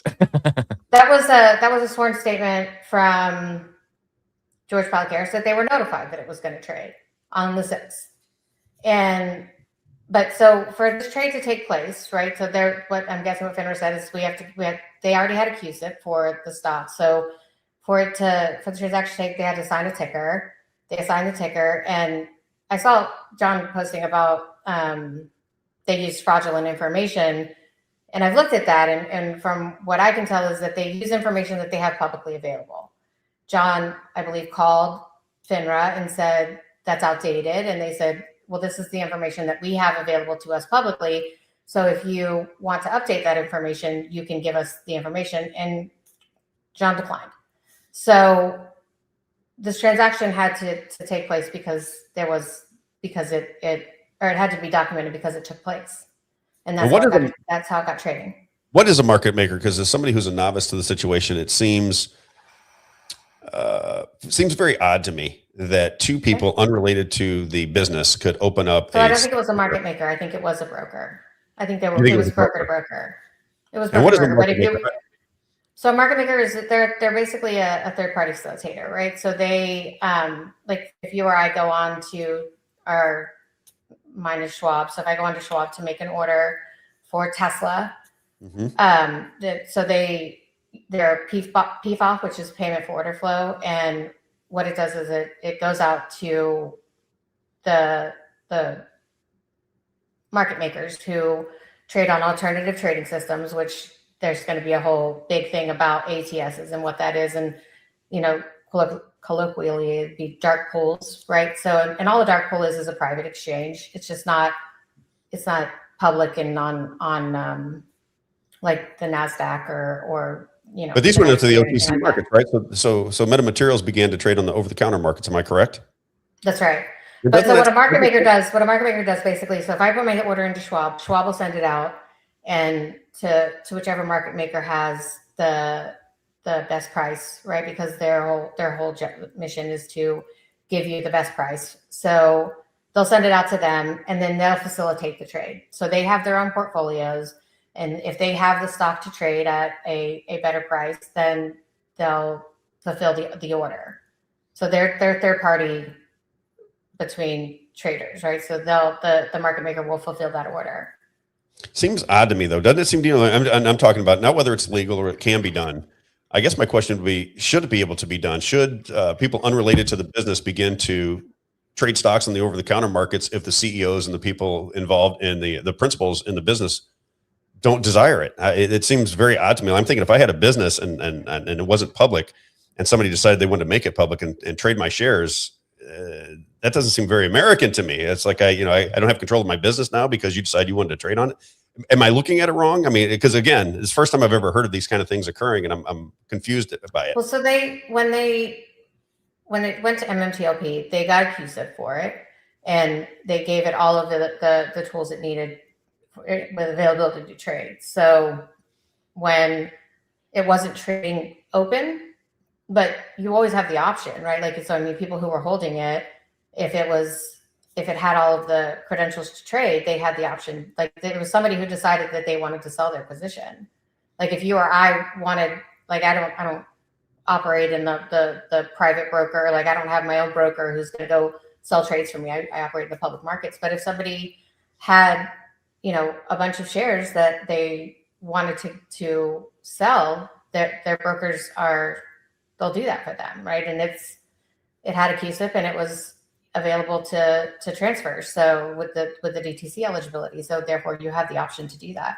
You can't track people in. I mean, that's what happened with NextBridge, but people shouldn't be tracked with something with no ability to sell it. And that's what happened with NextBridge, in my opinion. What's your opinion of the charges? When I talk to the MMTLP people, one of the issues is FINRA in general. They're very upset with FINRA. And I started to realize when they started talking to me how kind of strange the situation is. So FINRA is a private regulatory body, which already seems very strange to me. Quasi-private, right? Because the SEC says that I heard Gensler say that the SEC makes sure that FINRA follows its own rules. That's right. And I just look at the nature of the setup and I think, okay, this looks a little bit nefarious. So you have big brokerage firms and big hedge funds sitting on the board of FINRA that make their own rules. And if they decide they want to do anything that's nefarious, who's going to hold them accountable? So I don't know that they are big, people from big hedge funds. Like they're people in the financial industry, but I mean, who else would you have sit on the board of a financial regulatory body if not financial people? Well, it's not even that they're financial people; it's that they might have some. It's a conflicting interest, if you will. If they're but I'm not. I don't know that they can U3 halt the stock. That would seem like it would be to their benefit, if you will, especially if they're getting shorted. Yeah. I'd have to. I haven't looked at the people who sit on those boards and to find out if there is a conflict. If there is, I have to imagine that they address that. But yeah, I don't. I've heard that argument too, and I just think if you have a financial so FINRA regulates the brokers, by the way. The SEC regulates is to protect investors and regulate the market, but FINRA regulates the broker dealers. So I can't think of anyone else to put on a board if not financial people, like of a financial regulatory body. Do you sense in this case, because we talked a little bit I'm a hairstylist, I'm not going to go sit on the board of FINRA. I gotcha. Naked short selling, that is the claim that's coming from the MMTLP side. They believe naked short selling played a major role in the devaluation of the stock in general. Do you think naked short selling is going on? You said that you had buy broker last night. Yeah. So if you want to, sure. Let me. I can share my screen, right? Let's see. I do want to let you know, Rob, we got a lot of questions in the chat that we'll go through, so make sure to leave some time. Let's do this, and then we'll go through the questions, because I honestly, I'm not qualified to ask the questions. That's the problem. Go ahead. I'm sorry, Amy. I'm sorry. I'm going to close that for a second. I don't know if it freezes me, but I'm trying to. So this is a little different than Restream. I can't. Yeah. So if you click present or invite, or maybe share down there. Share screen. Yeah, and then I think I'll share my whole screen. You can do a window or your screen, I believe. Okay. Do you use Google Chrome? Yes. Yeah, it should pop up. But I'm trying to, okay, then so I'm trying to share a PDF, but it's not. If you want to send me the PDF, I don't mind sharing it too. Okay. Let's see. Let's see how I can send Yeah, because this is for people that are not, invested. I'll send you my email in the private chat here. They want to know I have your. Perfect. Sorry, go ahead, Rob. You go ahead. I said that's that seems to be the underlying theme of MMTLP, is they want an aggregated share count to find out what the shares are actually worth, and they claim they can't get it. And when I brought that to your attention last night, you said, "Well, I have it." And I thought, okay, well, this will be interesting because I'd like to see what the other side said. Well, I have the broker audit. So they did a broker audit on 12/13/2022. Here, Isaiah, I just sent it to you in DMs. See if that works. Yes, downloading now. Give me one moment. Go ahead and set it up, and then I'll just throw it on the screen when I got it. So they did a broker audit on 12/13, the day that the day before that they were to be canceled, and it's all the brokers, and they have and this is actually like a core function of the market. The DTCC and transfer agents, basically reconcile these so that okay. So you have to scroll in a little bit. Some of them are kind of up close, some of them are not. So it has all the brokers here, and you got all that. So, like, for example, you can stop right there for me, Isaiah. Mm-hmm. Can we zoom in on that right there? So this one that they complain about a lot, which is Virtue, which is going to incite them, right? Because, by the way, let's get the disclosure out of the way here. So I interviewed Doug Sifu on a Twitter space. Okay. I asked him over a tweet. He said yes. I went through Doug Sifu was who? He was the CEO of Virtue. He's now retired. Okay. And then we remained friends. We remain friends to this day. I don't work for Doug. I've never worked for Doug. I don't get paid to tweet. I don't get paid to say anything. I'm not getting paid for this interview. He's not making money off of me or giving me money for this interview. I talk about these things because I do a show about them, and I'm interested in the market. How did you get Doug Sifu on a Spaces call? I'd be curious to know how that went down. I'd like to do that. So there was a page called Investor Turf who was basically demanding that he comes on to a space with them and show things, and like it was a really kind of ridiculous like thread that was going on. So I like butted into the thread, and I was like, Doug, I have the best idea. Why don't you and I do a space, and we'll answer all of the questions from retail investors? And he replied, and I didn't even think he would say yes. I really didn't.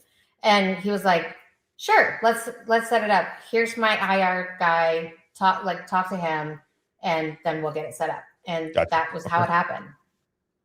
That's it. It's not like everything is not some big mystery of like, she's here to protect the hedge funds. Like, it's silly. But like Virtue, for example. So on here, and there's their CUSIP, right? And they had 720 before, they had 720 after. So these folks who think they're naked shorting their stock, right? They have a position of 720 shares. You can go name one. They're all on here. Isaiah, can you see him? Isaiah. Sorry, I had myself muted. Yeah, I can see everything. Okay, read some of those off. So, because I want to. Yeah, let's see. Aben Amro Clearing, Chicago LLC. Total old 31,906. Total new 31,906. So let's go to Isaiah. Yeah. Like, can you scroll down? I don't know if you can control find on yours, but like, yeah. So absolutely. TradeStation is one that they talk about a lot. They had 122,000 shares. So this is what the DTCC did to send to the transfer agent, AST, right? So before it was canceled. But so TradeStation is one they talk about a lot. They had 122,000 shares. And ironically, like the one that had some of the most was TD Ameritrade. They had, I think, like 53 million. Robinhood had 12 million. I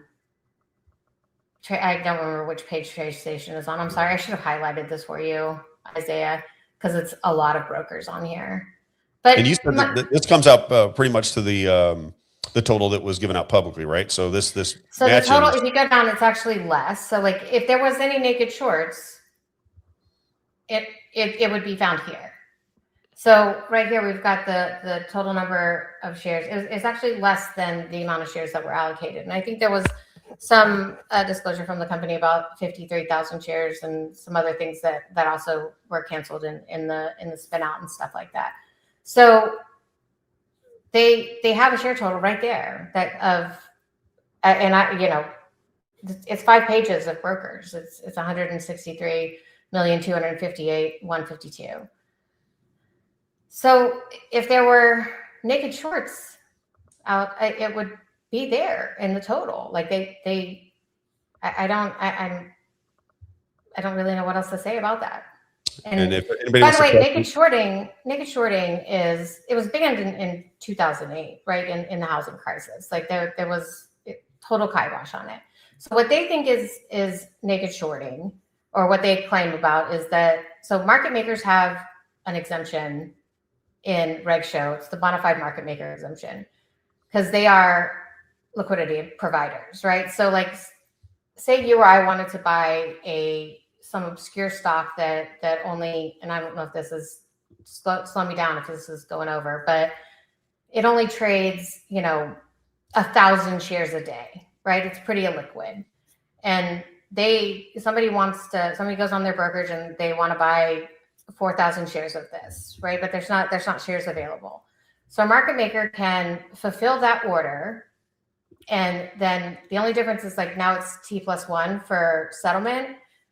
That changes to T+4 for them. So they'll have an additional 3 days to locate those shares and settle that trade.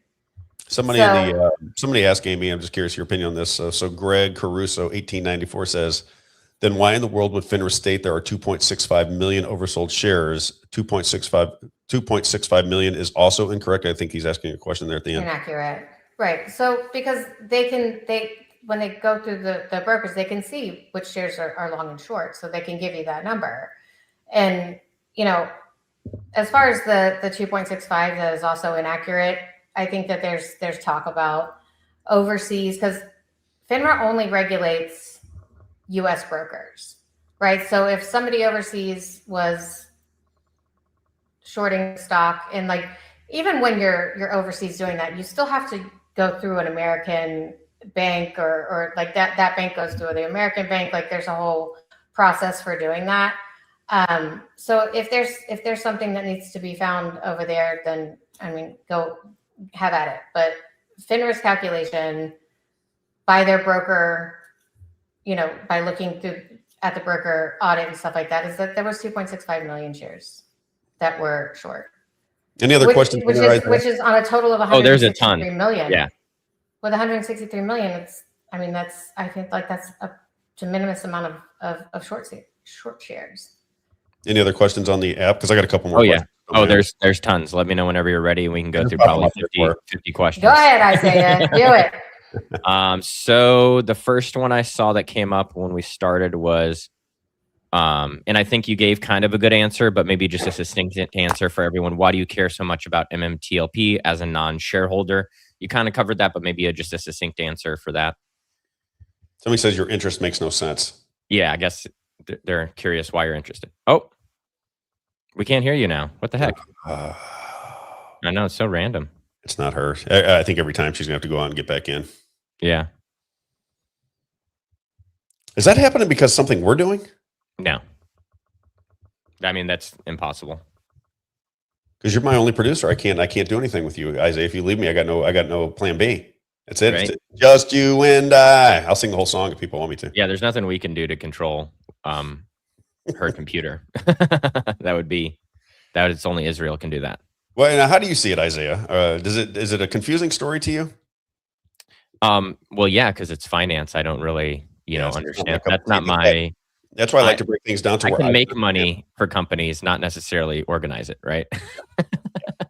That's been my issue with this thing. Is I understand the basics of it, but when you get out into brass tacks, when I listen to some of these space calls, I get confused. I don't really understand what's happening. So I want to know what's happening, and that is why the MMTLP people that were upset, it didn't make any sense to me. Mm-hmm. Right? I always look at it as, if you've got a good argument, make it. There she is. She's back on. All right. Let's see. Let's add her to the stage. Can we hear you now? Let's see. Oh, not unmuted. Can't unmute. Their mic isn't connected, it says. There we go. All right, now let's try. Can't hear you still. What's going on in my world? What in the world? I know I think it's some microphone issue. Probably through her computer. Yeah. Wait. Try talking now. Can you hear me now? There we go. There we go. So the problem is that it keeps, every time I pick up my phone, it's picking up my air on my phone. We've been there. Oh yeah, we've been there. We've been there. But we were asking about the. I think you're answering. You kind of answered already, but just a succinct answer for everyone who just because we got 2,200 people. I didn't ask for this interview, as you know. This was presented to me. I have, friends that are on Twitter that were shareholders in this, and we talk every day and, talk about this. Like, I probably wouldn't have any attention if, I don't know why they get so angry with my opinion about this, but they do. And, that's just, I talk to people that I like on Twitter, and they happen to be shareholders of this. So here we are. Somebody says, what party does Amy feel bears the most responsibility for MMTLP and why? That's a good question. Why are you mad at me? Like, I didn't tell you that you were going to get a dividend that you didn't get. I didn't freeze your stock. I didn't take your money. Like, I saw someone reply to you, Rob, about, I'm mad at her because she's standing in the way of my family's, prosperity, whatever the heck they were saying. Like, no, I'm not. I'm not standing in the way of anything. I'm talking. I'm talking on Twitter. I'm talking on my show. I have an opinion, and that doesn't prevent you from anything. Yeah, that's another thing. I'm kind of on your side with that one. I don't know what you are hurting by. I never did. I still don't. And maybe Berta or somebody in the chat can explain it to me. I don't understand how your opinion affects anything. It doesn't. It doesn't. And that's the craziest part about these cults, right? Like, and they get very tribal, and then they all attack, and then they're doxing, and they're, losing their minds because someone has an opinion about, like, they make themselves very prevalent and present on Twitter, and then they're great. They're great at what they do. I give them credit all the time. And then they ask why people are talking about them. Yeah, I give them credit for they're terrific with social media. Right, but you see, they've gotten a story to. Yeah, I mean, for me to cover it was, I'm not Tucker Carlson. I don't mean to claim that I am, but I am. You get a lot of people that want you to tell their stories. They just want to get it out there. And I was saying about this particular situation, the reason it could be useful for MMTLP is you cut it up, right? You have a debate. You think you're winning the debate because you're making this point and that point. You cut that up. Everybody spreads it. And all of a sudden you have these little puzzle pieces that are out all over the internet, and people can pick up on them and learn the story. And I think what you want is as much, you want as many people to understand the story, be familiar with the story. When they see MMTLP, they have some understanding of the story so that you can put pressure on whoever you're trying to get information from. I've made the comment over and over. Isaiah will tell you that's not just MMTLP. Congress and the judicial system, they never bear fruit. Like I said, I'm talking about a guy that was shot 4 times, and he has it on video, and he can't get out of prison. Yeah. These things are locked in. When you're talking about billions and trillions of dollars, it's like the election. Whether you think the election was stolen or not, there was a lot of people thought it was stolen in 2020. The courts wouldn't touch it. You just can't get things done like that unless there's so much pressure that the system cracks. That's why I said the more information on it, the more sunshine on it, the better chance you're going to have. If you're thinking you're going to get a president because, Busy says that he has a letter on Donald Trump's desk. And I happen to know Will Scharf, who stands right next to him every time he does an executive order, and he hands it to Donald Trump. And Will Scharf, who worked at our radio station, who ran for attorney general in the state of Missouri, is the guy that reads it. He's the guy explaining to Donald Trump what he's getting ready to sign. I went to him and told him about this story. Yeah. So whether he's got a letter there or not, I'm talking to the guy that stands next to him every day. He's on his White House counsel. Trump, if he wants to be aware of it, he's already aware of it. Yeah. If he wants to be, he's aware of it. Well, and I don't know that that's going to do you any good, but if it does, great. I'm rooting for a resolution to the story, but I don't know how you and a debate, because that was really the thing that I was getting crushed on, was the debate in and of itself. The fact that you would have an opinion was somehow detrimental to the cause. I never understood it. Next, but I got to go ahead. I'll let you talk. I was going to say the thing that, and I think the thing that kind of keeps me here is the hypocrisy, right? The hypocrisy is wild. So they accused me of working for Doug Sifu and having all of this, I'm biased toward the regulators. I'm biased toward this person. I'm biased, while they sit and there is a real push in defense of the CEOs who have been charged with securities fraud. There is, and there is a protection of them, and there is a bolstering of them up, and they talk about how they're harassed and they're victimized. And I think I messaged you yesterday, someone sent you a thing of our space saying they're harassing us. And like, we're in our own space, and you don't have to listen to our space. Like, how are we harassing you, right? So like and I've got people who, I'm sure there's people in the chat right now who are calling me fat, who are, just attacking my looks, and it's all personal, and it's doxing, and it's all this other stuff. And it's like, the hypocrisy is suffocating. And like, just the person I am, like, I'm going to call you out every time if you are a massive hypocrite. It got personal, I assume. I got a question on the screen. Says, Amy, can you explain the MMTLP Next Bridge FTDs? Yeah. Why do they exist? Can you read that? What is the remedy? Can we also talk about junk savvy? Yeah, that went down in a space last night of. So this, Drew, I think you were in there for like the last 30 minutes. I heard 30 minutes. Didn't understand any of it, but So there's the failure to deliver, which means that, there's money and there's shares that exchange hands, right? So, and for when those exchange hands, as in a trade, then it's settled and it's done. So when either money or the shares don't exchange, it's called a failure to deliver or a failure to receive, right? You've either failed to deliver the money or the shares, and the person's failed to receive the money. And so there was, the amount of fails to deliver is up for question, but it was, we'll give it a range of like 150,000 to 200,000 shares that were failed to deliver on after the stock was halted. So, I believe they were executed. But so those don't just go away. They are still there. And if the stock ever trades again, right, because Greg McCabe has the option to get accused of and have the stock trade, and all of this goes away. But he doesn't want it to trade, and that's his choice. I don't have anything to say about Greg McCabe's choice to let this trade. That's his choice, and he can make it. Do you know why he doesn't want it to trade? Is there a strategic advantage to not trading it right now? Does it open it back up? I remember people telling me they did not want it to open it. They want it frozen time so they could get all the information right there. If they start trading it again, all that information goes away. That's one theory that I heard. Does that make sense to you? Yeah. So I don't know. I'm not Greg McCabe, so I don't know his reasons for not wanting it to trade. I mean, there's a whole lot that goes into being a publicly traded company. Maybe he doesn't want to have to deal with all of that, which is fine because he's still a publicly reporting company. So he still has to do his financial filings and stuff like that, which is the trouble that they've had recently with the S1 is incorrect financial filings or restating the financials because he did write down the assets to zero. That's irrefutable. So he had to refile those and things like that. So I don't know. I don't know his reasons for not wanting it to trade, but that's his choice. And it was communicated to them in disclosures in the S1 and the prospectus. So they were fully aware of it. Like if he had not made them aware of it, I think I may have had more of an opinion on it, but because he did, I don't. Okay. John Rambo says, how much shares did the broker sell compared to the authorized issue by NextBridge? We need the actual share count. So how much share? I think we just showed it, right? So, I mean, they did a broker audit and there was 163 million shares, like actually less than the allocated amount of 165,000 or 165 million. What do you have to say about the dates on the U3 halt? Because I've had a lot of people back and forth saying everybody knew this was ending on the 8th. They did not have to the 10th. I think somebody sent me something last night where John Berta. I don't think everybody knew that it was ending on the 8th.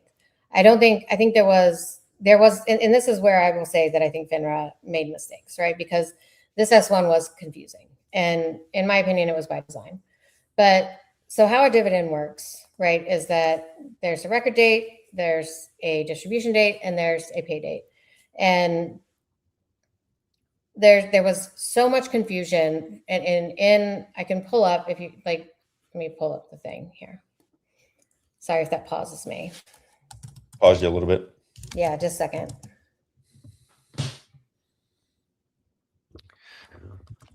We can look at Rob's new lit up set now that he's got a light. Isn't that crazy? This is what it looked like when we were going through it. I had to turn it in with no light.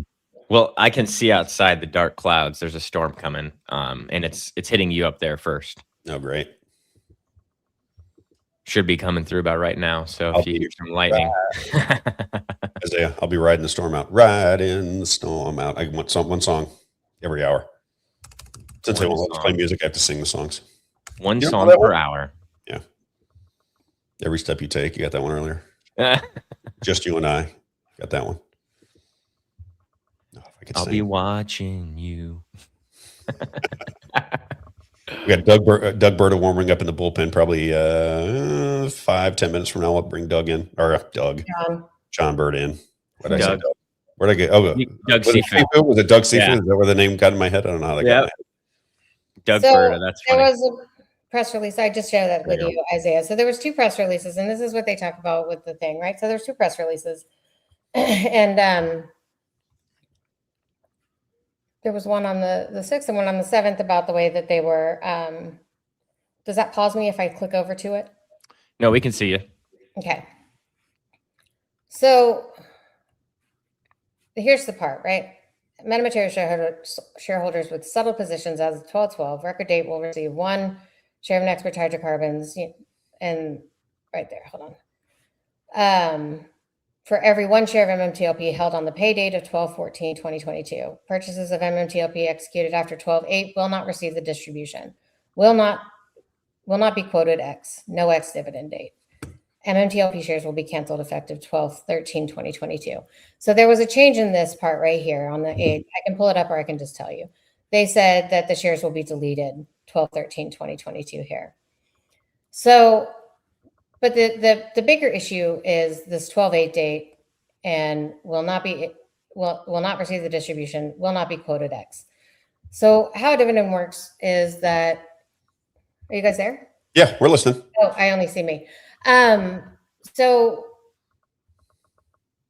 on the dividend, there's an X dividend date, which when it says right there, no X dividend date, the X dividend date is the first day that the stock trades less the dividend.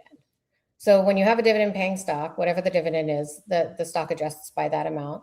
And that's the X dividend date, right? That's this first day that the stock trades less the dividend.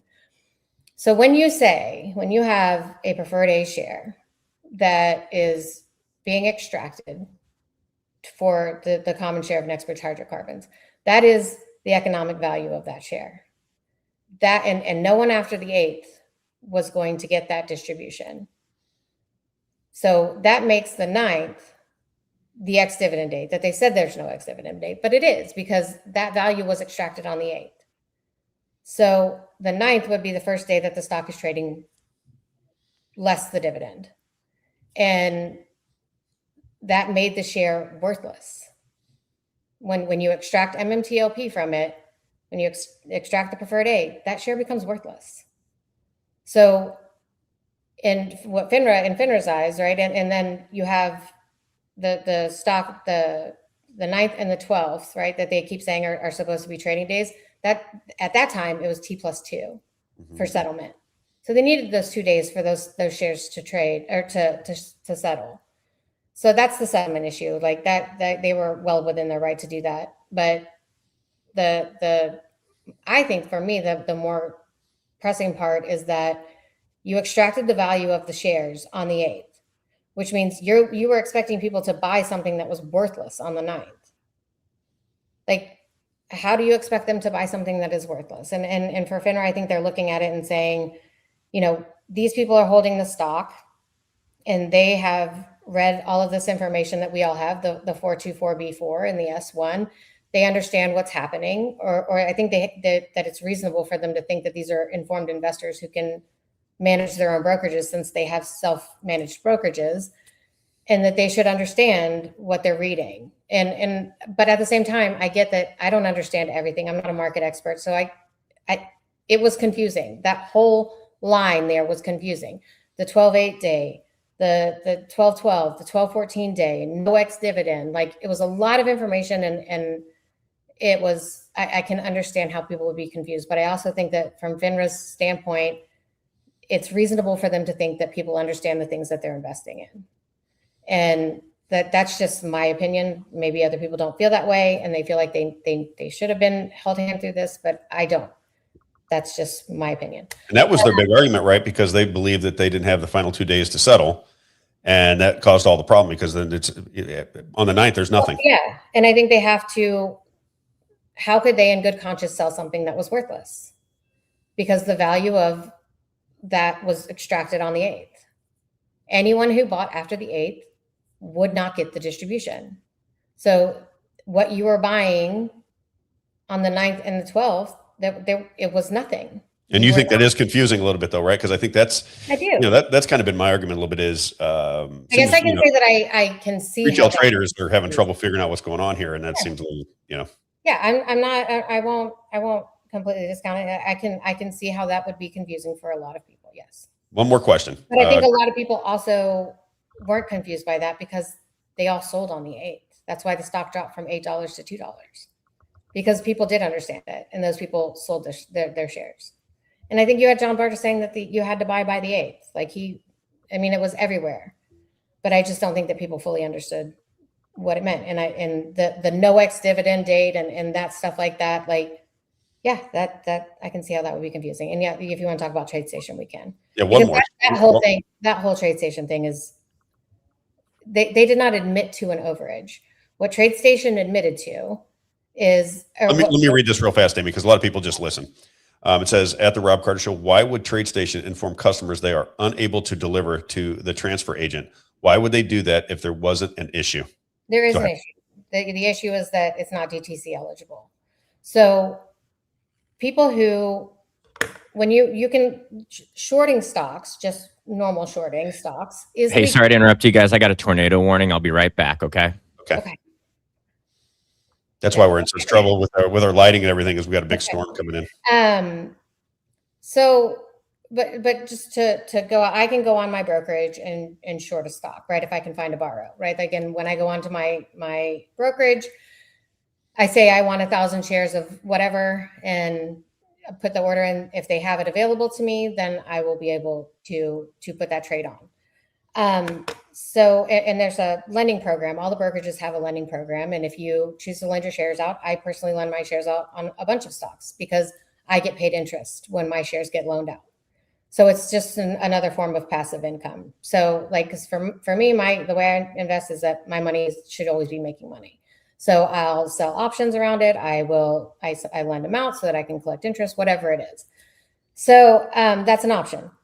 So for TradeStation, they had people who had the lending on, and somebody went to TradeStation and said, I want to short this. And they lent the shares out to them. Well, then the stock gets halted. So this halt didn't just trap longs. It trapped longs, shorts, it trapped everybody. Right? Because I know somebody who has a short position and he still has that obligation on his books, and it will remain on his books forever. But so what TradeStation said in this was, so they got a certificate allotment like all the brokers did.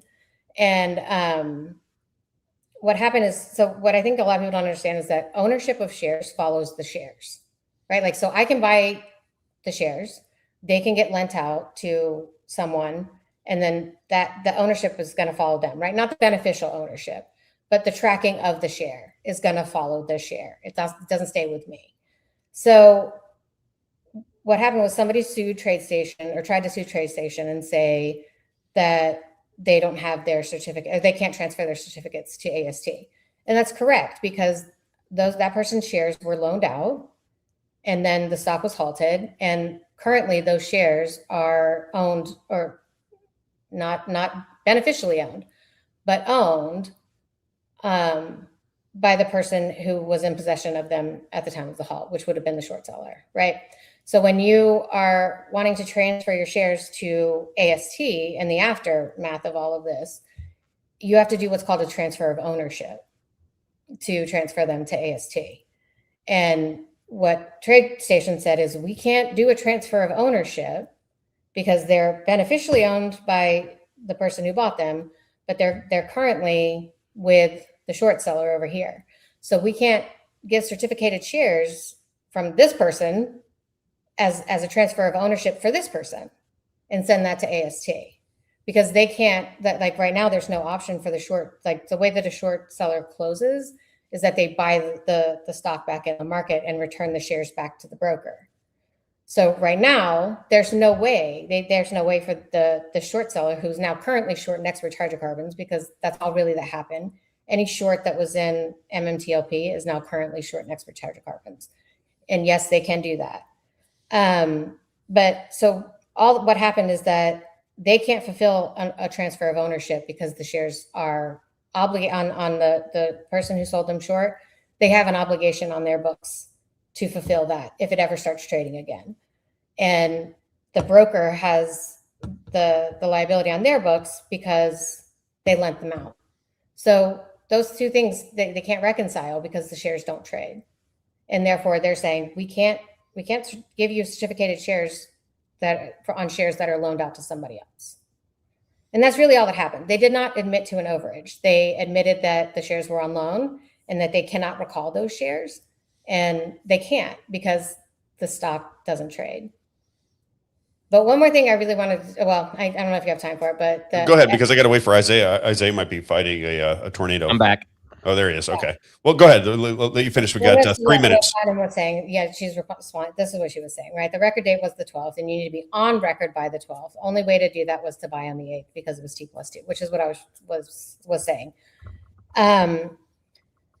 But the FIF thing, the FOIA thing, this big nuke that they have, right? So, and I don't know if you want to go to that, Isaiah, with the FIF, but so they think that it's the financial information forum. Like I can send you mine, or you can, if you want to just pull up the financial information forum. But so they're a group. They're a trade group, an industry trade group that has members, and they have, I think, over 100 broker dealers that they represent. And they're well, here on the thing. Do you want me to share it with you, Isaiah? Are you there? Yes. Okay. Yeah. I'm on the website right now. They're an industry trade group comprised of over 100 broker dealers. Go back up a little bit, Isaiah, for me. Sorry. Exchanges, ATS, and financial technology vendors that work in a collaborative environment to address the implementation issues that impact financial technology industry across the order life cycle. So the SEC is kind of always putting out rule changes or rule proposal changes or corporate actions that can be a little confusing for brokers that are coming in, or anything that's happening, right? Like if someone's doing a takeover, if someone's doing anything, right? Anything that has to go through the SEC, right? This group is there to explain it and get to like the broker dealers. This is their whole job, is to work with the SEC. So this idea that this group contacting the SEC, because I'm guessing maybe TradeStation is one of the brokers, their members that they work on behalf of. And if they said, hey, we have shares on loan that we can't recall, and what they were referencing was an S1 where they wanted to do a sorry, I'm losing my words, my mouth is dry. Happens. Subscription rights. They wanted to do subscription rights on a subsidiary that they had not even formed yet. And what I'm guessing TradeStation said is, and when it was conditional on them transferring their shares to AST. So these brokers who have shares on loan are saying, we can't do that because there's no mechanism for us to recover these shares. So if this is going to be based on them transferring their shares to AST, we're not going to be able to do that. So the FIF went to the SEC, which is, they literally work with them on a daily basis. So they went to the FIF and said, they went to the SEC and said, hey, we have members that, can't fulfill this thing here. And it ultimately didn't matter because the SEC basically told them you can't do the subscription rights because the subsidiary doesn't exist and there's no financial information for it, which is why they ultimately canceled that S1 for the subscription rights. So this whole thing, all of this, I don't get. I don't get how two people can read something and see it completely different, but that is the world that we live in now. Oh yeah. All right, Amy. It's a very complex situation. That's why it's hard to understand. A whole lot in an hour. So I'm sorry. It's very hard to understand. There's no doubt about it. If you're, I was talking to a friend of mine last night and I said, it's going to be interesting when I have to do this because I don't really understand it all that well. I said, I wish it was talking about the shoe business because I can tell you how there's nothing in the shoe business that I don't understand and it's complex, but in this particular instance, I'm in waters that I don't quite know how to swim in. Fashion school in New York City, so I am. I'm from. So I'm. Do you from know? Go ahead. That sort of era, so I know exactly what you're talking about. Oh yeah. There's a lot of those people that I used to work with. Amy, thanks for joining us. If you don't mind, if you want to stick around in the chat, because I'm sure we'll have a lot of questions about what you had to say. We'll ask John Bird some questions to follow up on things that you had to say, and if you have remarks, we'll play them in the chat, or we'll post them in the chat. I guess I should say. Thanks for joining us. I appreciate your time very much. Absolutely. You got it. Bye bye. All right. Bye bye. All right, Isaiah. Hey, look at this. Actually, you can see me. How bizarre is that? It's just for everybody who's been from the beginning. Yeah, been with us from the beginning. This is what it looked like when we started, and then it went dark, and now I had to turn the lights back on, and it looks exactly like it did before I turned the lights on. It's so strange. I guess it was getting dark because of the weather.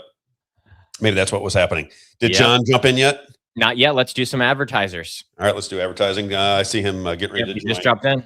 Let me. Who do you got for me? Let's go first to gracehauling.com. gracehauling.com. My man Gary. So I walk in last night. So I'm at so my buddy, he's got behind me on my left and right are all of his memorabilia. So a buddy of mine played for the St. Louis Cardinals and the Red Sox, and we're really good friends. So I come in and he goes, hey, I was talking to some this Schneider guy. He doesn't like you very much.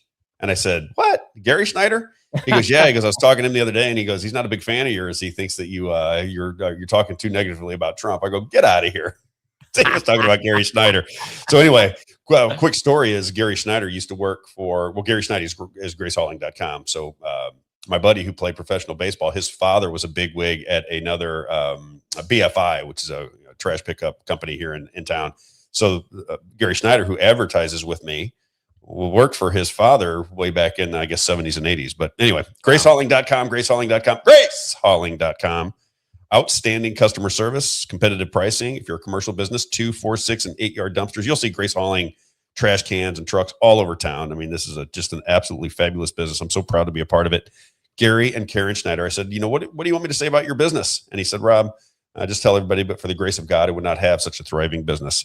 If you're a residential customer, trash pickup, recyclables, yard waste, bulk pickups. Bulk pickups are a big one if you're moving and you have a washer and dryer that you're just going to throw away, or you have an old freezer, or just things that you've had in your garage. I know that this is something that we always use with these bulk pickup situations.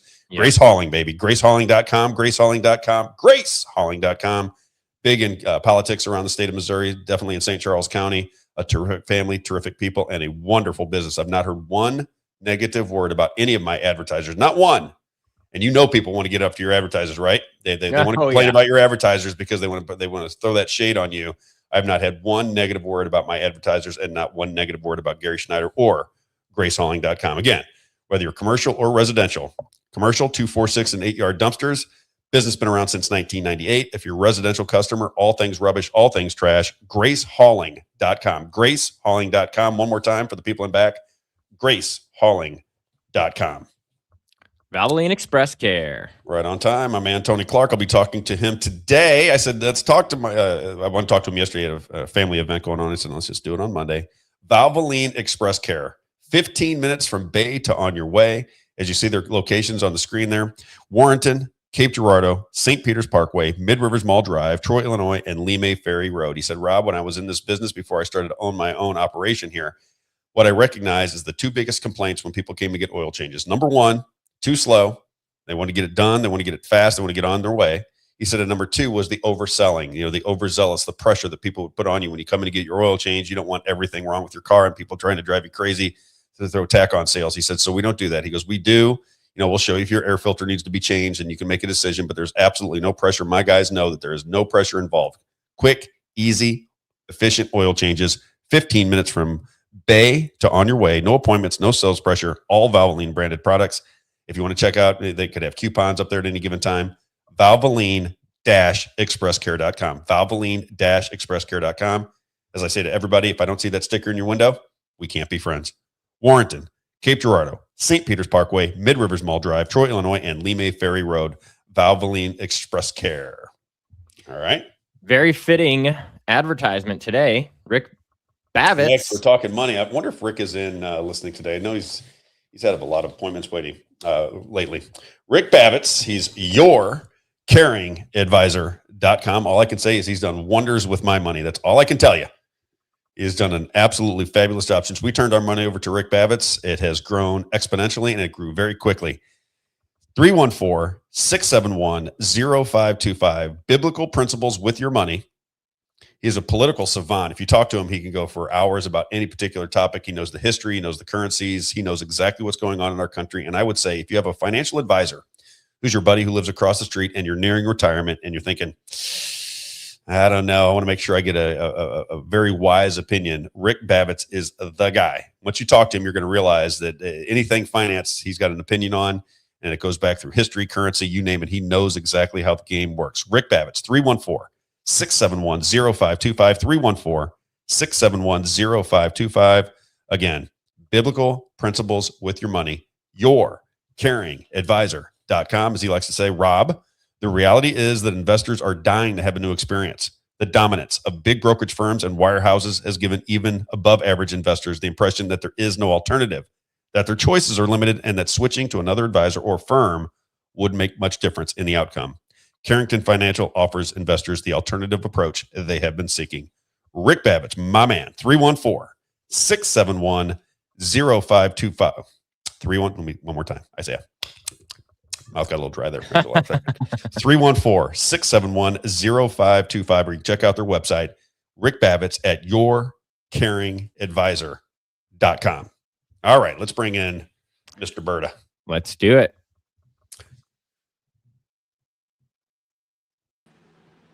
There he is. John, what's going on? Hey, good morning. What'd you think of that? What'd you think of that conversation? See, now he's not going to hear me. Isaiah is in the stream with audio only. Oh, yeah.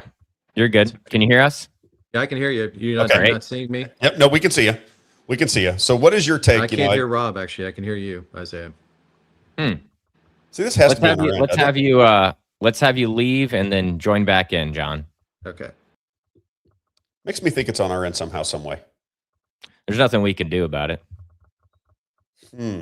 Unfortunately, we can't control their computer or their microphone from our end. We're able to fix it, but it seems like it's starting to happen more and more where I can hear them, but they can't hear me, which is the most important part, Isaiah.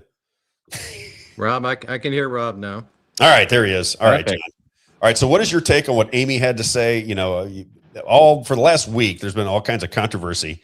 And I can just say that, you know, people keep thinking that you and I are working in cahoots. And I said, listen, I've met you 3 times. The only connection we have is you went to the same high school as my boys did in Missouri. Outside of that, I'm just trying to get to the truth. You've always been very accommodating to me. If I've asked you any questions, you've answered them immediately. When you came in, I have a reputation of getting down to the nitty gritty. And you said, come on, I'll answer any questions you got. You came in and sat with me for an hour. So that's my understanding of John Berta. That's all I know is you've been very upfront with me. Any questions you've been willing to take head on. You've never said I can't answer that.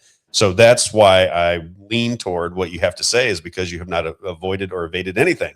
Sure. When you see Amy talk, where would you start and say, okay, I disagree with this? First of all, you know, what I do agree with is that she has a right to speak her mind and she has a right to say what she says. What I don't agree with is, you know, some of the things that she is asserting as facts are just not. They're not factual. So, and I was trying to take notes on, you know, all of the different things that she said, but there's a lot that I do not agree with. And again, she has the right to say that, but, you know, I have the right to rebut them and hit you with the facts associated with them. So is there anything in particular that caught your attention that you want to address first? Well, I think in order of, you know, first of all,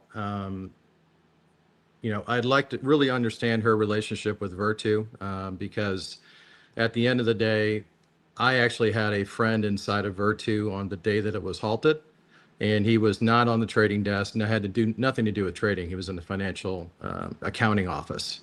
And I called him on that day, Friday the 9th, and said, look, can you just look into this for me? This doesn't smell right. Nothing about this looks correct. And he called me back 2 hours later. He said, John, first thing I'm going to tell you is that we had nothing to do with it. I'm like, well, why would you say that? And then secondly, he said, you have a massive problem and it stems from offshore. So let me, you know, start with that aspect of it. So is Virtu, you know, guilty of anything? I don't know. Maybe they are, maybe they are not. But I do know that they know exactly what went on. and how it happened. And they were intimately involved with trying to solicit business from George, and they solicited business from me as well. During You the sent me torch emails yesterday. I could, we could show them if we want, but you'll have to take my word for it. That's there. You sent that to me last night, and I read through it. Right. And so, that aspect of it is interesting to me. And maybe it is, completely innocent that they met on a space or a chat room and decided to go from there. Who knows? What I do know is Doug Sifu at Virtu has eliminated all of his posts on MMTLP, as well as Charlie Gasparino, who was his, right-hand man in the media, so to speak. So again, don't know why they did Fox that. News. Yeah. and so why did they do that? Who knows? That's interesting. Now, but I think really to understand the context of this, you really have to go back to all the way back to when we signed the letter of intent with Metamaterials, and that was I think the LOI was done in September or early October of 2020, just after COVID, and the definitive agreement was agreed to in December. And at that time, I think our stock was trading at 30 cents a share. And in order for us to complete the merger, one, we had to eliminate all of our debt, $17 million of debt. And then secondly, we had to do an offering for at least $10 million to leave Metamaterials with. And so by Super Bowl Sunday of, 2 months later, we had eliminated all of our debt. And we had also raised about $25 million in the coffers at that particular time. And we did so, I think it was 3 days before our financials were going to go stale. So we did it at that time.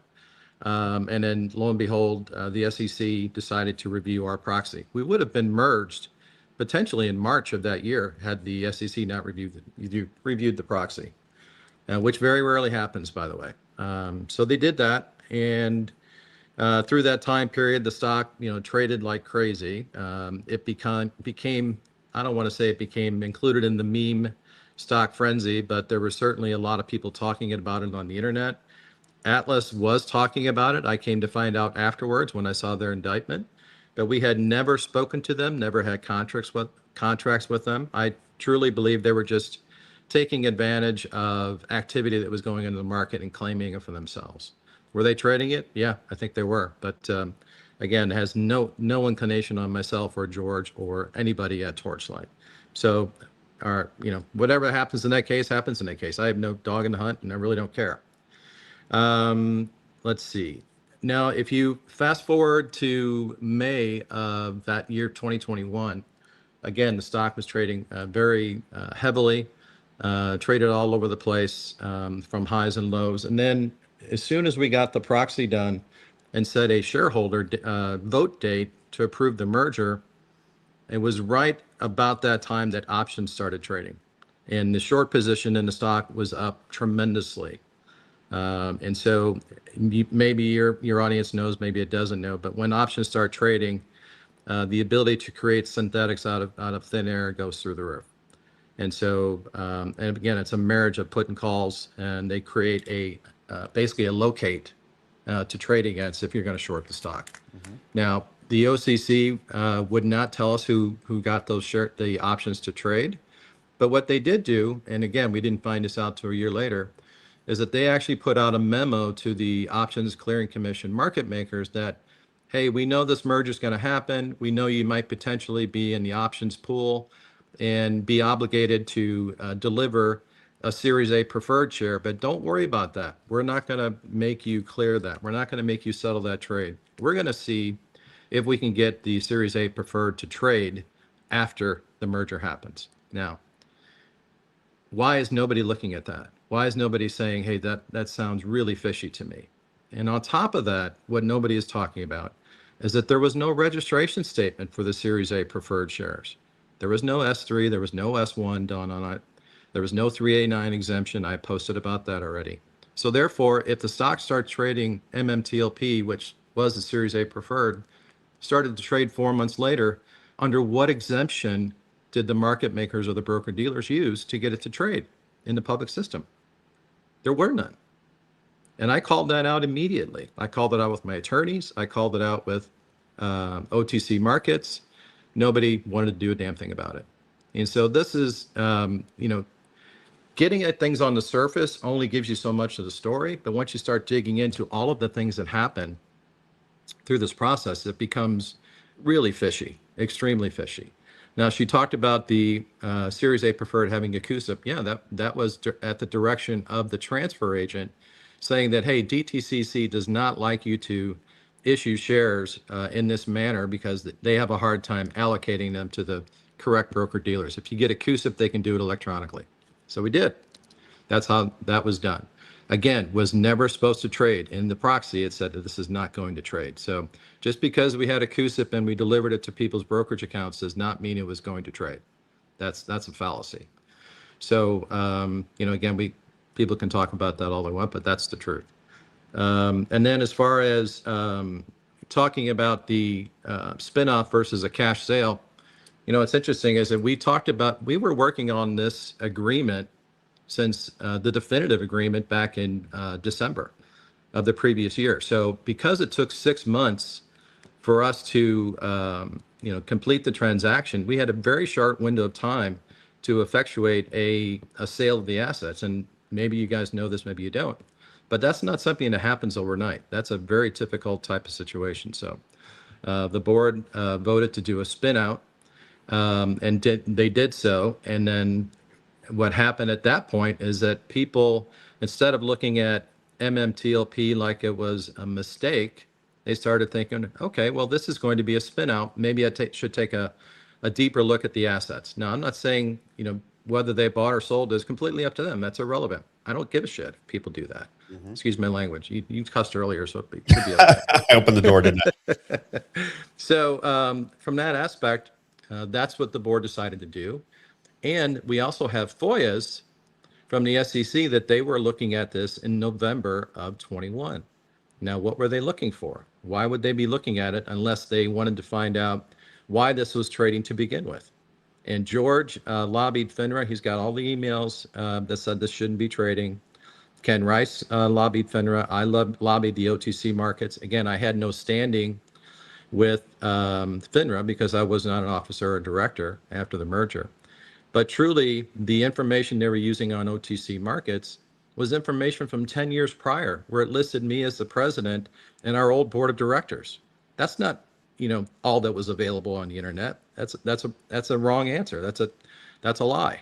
And so I brought that to the attention of OTC markets, and they basically said, look, FINRA approved this. We're not going to do a damn thing about it. But hey, if you want to give us the right information, we'll think about updating it. That's how that went down. And I'm like, no, I'm not going to touch with a 10-foot pole. This is going to prove itself to be a real problem, in which it has.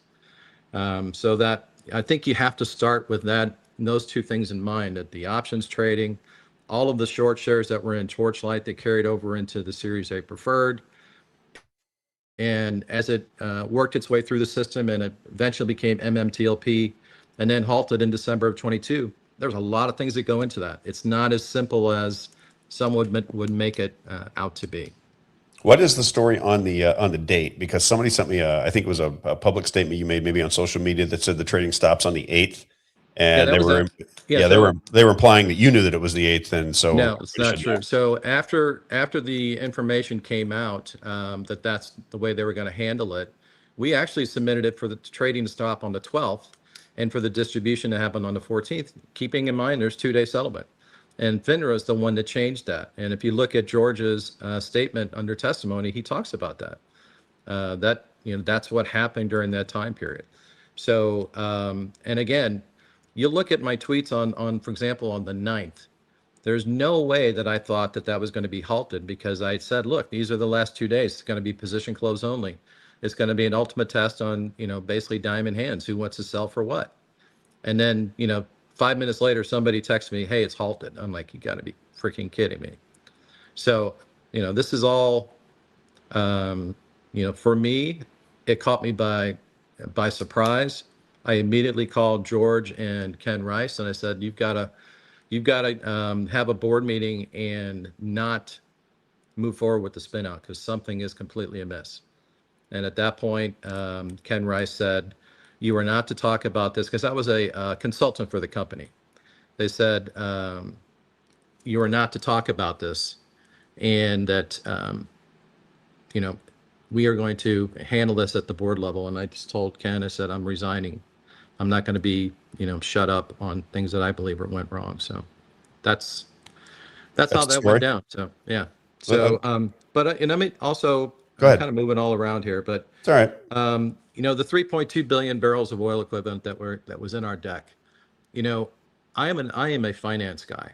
And the last thing I'm going to do is stick my head out, to be chopped off without having all of the prerequisite third-party validations and studies and logs and everything that was done on that field. I had nothing to do with those reports that were all done by independent third parties. We published them in our deck that had forward-looking statement language on it, and I firmly believed it. And quite frankly, I still believe it. Just because the company no longer has Oro Grande doesn't believe that the asset is not there. So that's neither here nor there. But I just wanted to talk about that. The assertion that that we were saying this is worth $20, that goes back to a recording that George had done with a group of Italian investors saying, I have no idea what it's worth. It could be worth $1, could be worth $20. He didn't say it's worth $20. It's not how it went down. Okay. And then secondly, when I was doing my interview with the SEC, they asked me the same question. And this is when MMTLP was trading. I said, well, obviously it's trading for more than that now. So, what's the validity of your question? It was trading at, I don't know, at the time, $2 or $3 a share or what have you. And so I said, look, under I could sit here and tell you under certain circumstances what those leases would be worth, and it could exceed, $15 or $20. I'm not here to argue that value. What I'm saying is that using that argument for, pumping the stock is completely useless. So that I'll talk about that. Let's see. You were taking notes. Yeah. So we were talking about the shares being free trading. What exemption did they use? I'm surprised she hasn't looked at the people that were on the board of the U3 Halt Commission. I think if she did a deeper dive on that and understood those people were completely potentially burdened by some of the things that went on in their own broker dealers. That's what I was trying to get at, right? Because that's what I think Junk Savvy told me. I think Busy said the same thing to me is, the people that halted it they had a conflict of interest. Let's put it to you that way. They benefited from the U3 halt. No doubt. I would agree with that. And one thing she did say that's true is that anybody who has a long position or anybody who has a short position is now stuck, okay, because of the lack of trade settlement. And that is firmly on FINRA and the SEC. That is not on management. That is not on the company. That's not on anybody but them. And quite frankly, if this was only 2.65 million shares, you think they would have halted? You think that's the case? You would think about it logically. Why would they have halted this? So, you see the question on there. So Percy Wood says, "Why did you sell over 300,000 shares? Thought it was being fraudulently traded." Sorry, I got to get for the people that are just listening and not watching. Yeah. Well, that was 15 months later after it became painfully obvious that the SEC and FINRA were going to do nothing. So I'm at that point supposed to, after not taking, foregoing salary all along the way, giving back shares to Torchlight shareholders of my own stock, basically having my options based on whether or not we could actually get a deal done with Men and Materials, never selling a share of Torchlight. And at this point, 18 months later, I have an opportunity to sell 300,000 shares for my family. I'm doing it. I have no excuses on that. I have no apologies on that, I guess is a better word. So people who say that, I was acting, I don't know, erroneously, you know how I feel about that. So yeah, well, I kind of get that too, because, I would be looking at the same situation. You didn't create the situation that you were in. No. But at some point, there was nothing going to be done. So you could either just go broke or try to make some or make a decision based on the scenario that was playing out before you. That doesn't seem to be nefarious to me in any way, shape, or form. Yeah, that's true. Also, one of the other things that she talked about is the broker audit that she put up on the screen. That was not a broker audit. That in no way, shape, or form was that a broker audit. That information she put up there was the actual allocations that DTCC was going to give to each broker dealer. Now, they would not tell us, DTCC did not tell the company or anybody what those allocations came from. because it's very clear to me that those allocations did not cover off on the entirety of their issues. So that's not a broker audit. We would love to have a broker audit to see how many longs were in their IOUs. You know, people don't understand, when you buy a share of stock, you don't have a share of stock, you have an IOU from the broker dealer. That share of stock is in street name held at DTCC, and whether or not they actually physically have the share is irrelevant. It's all paper. It's not a share of stock until you own it and physically, or if it's in your account at the transfer agent. That's the only way. So that sheet that you put up there, yes, those were the allocations that people received, but it is not a broker-dealer audit. Everybody has to be clear on that. Let's see. Second, another aspect of that is it became clear to me early on that back in 2014, once you get on NASDAQ, you get what's called short position reports every 2 weeks that come out. And it comes out as a service from S3, and FINRA sponsors it. And basically, NASDAQ sponsors it. And so what they do is they send you every 2 weeks a short position report. And this was in October of 2014. I got a short position report on the 1st that said there were 3.2 million shares short. On the 15th, that position went down to 1.2 million shares. So I called NASDAQ. I said, look, this is not right. Something's wrong with this reporting. And they said, well, let's call FINRA and we'll get back to you. And I said, okay. So they called me back a few days later and said, well, you're not going to like what I have to tell you. I said, what's that? I said, those 2 million shares that are gone were moved offshore. Therefore, they're not under the purview of NASDAQ anymore or FINRA. Therefore, we can't treat them as short. And I said, you've got to be kidding me. So this is the first time I've heard at that point in my career that what we think is we're seeing on the daily tape is completely irrelevant and completely wrong. Think about how many shares in all these public companies that are all over the world that are not being reported on FINRA, they're not being reported on NASDAQ, and we don't have the true accuracy of how many shares were traded. Well, that's interesting. Can I ask about, because I want to understand that. That really captures my attention. I think you said this when we did our interview in the studio. So if I'm going to take a circle and I say, okay, these are all the shares that we know of that are being traded, but then I take shares offshore, which dilute the value of particular stocks. I don't see them within this circle, but it still has an effect on the cost of the stocks, just in a very simple layman's terms. Is that correct? Yes, 100% correct. And so you think about in the world of what we're trading, there's so much trading done in dark pools and so much trading done with algorithms. So if an algorithm picks up on an S3 report that, hey, this particular company has a low short position, we should probably be shorting these shares. And that happens. That is a true statement that algorithms go long and short all the time. And if they see that 2 million shares were covered, meaning they're no longer short, instead of moved offshore, then they will likely open a short position because that's what algorithms do. So from that standpoint, how is that fair to the issuing company for those not to be counted when there's so much trading on misinformation that goes on out there? And I'm not saying that was done on purpose, but the algorithms don't care. They're lifeless.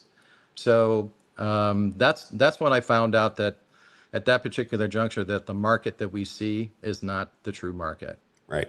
So, and again, it just continued to be exacerbated as we went through this process all the way through 2021. What do you think, just for and then we'll get some of the questions from the people in the chat. What do you think ultimately was going on here? Do you think that this was a series of mistakes? Do you feel, and I want to ask you, even before we get to that, let me back up just a little bit. One of the arguments that I hear from the side, kind of just pushing back against the MMTLP narrative, is this supposed organization of people on YouTube trying to get people to buy the stock.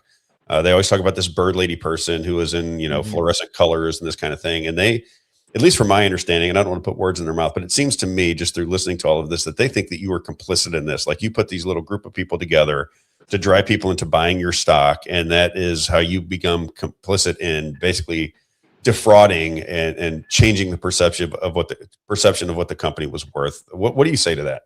I think it's 100% BS. We've never, I didn't meet these people until MMTLP started trading. And I think I was on a space with Bird Lady maybe once or twice. And specifically, I told people, I said, look, you're putting an opinion out about what you think it's worth. That's your opinion. Do your own research. Sell where you want to sell.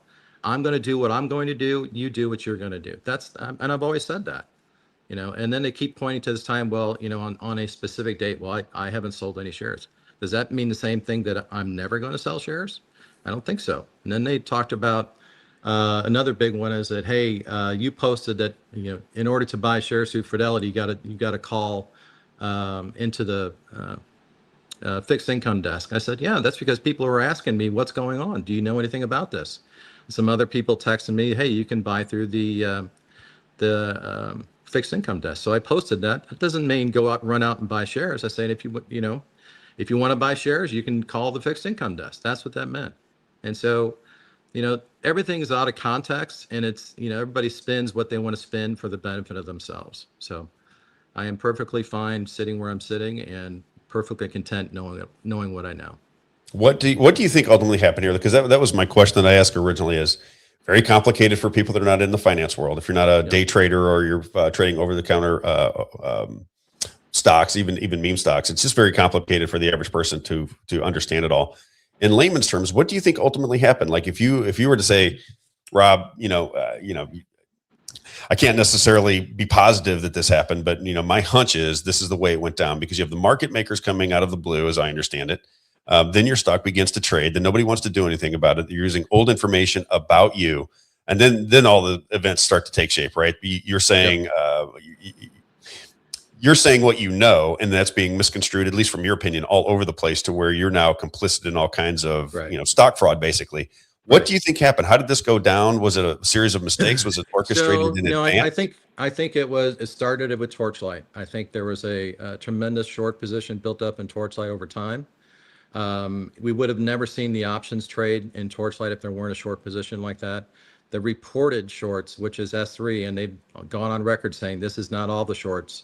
This is what we know of. This is voluntary. It was close to 50 million shares, right up to the merger. So, and if you look at on the day of the dividend was announced, as a Torchlight shareholder, you got a 1-for-1 dividend. But if you were short, you owed that dividend.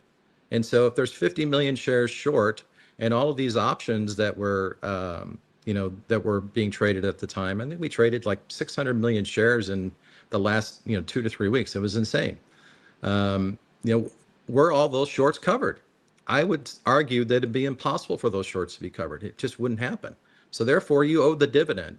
MMTLP would have never traded, in my opinion, if it were not for the fact that they needed to make a market to try to find a way to cover their shorts. See, and that's what makes the most sense to me. That's why, when you explained that to me the first time, outsider looking in with no understanding of the market whatsoever, but you start to understand the process, that seems to be the most logical conclusion to me. Why I wonder how many people disagree with that, but that seems to be the logical conclusion. And that's why I think there's so much distrust from the MMTLP organizers, is they think the other people are complicit in that game, and that's why they're trying to smear their story.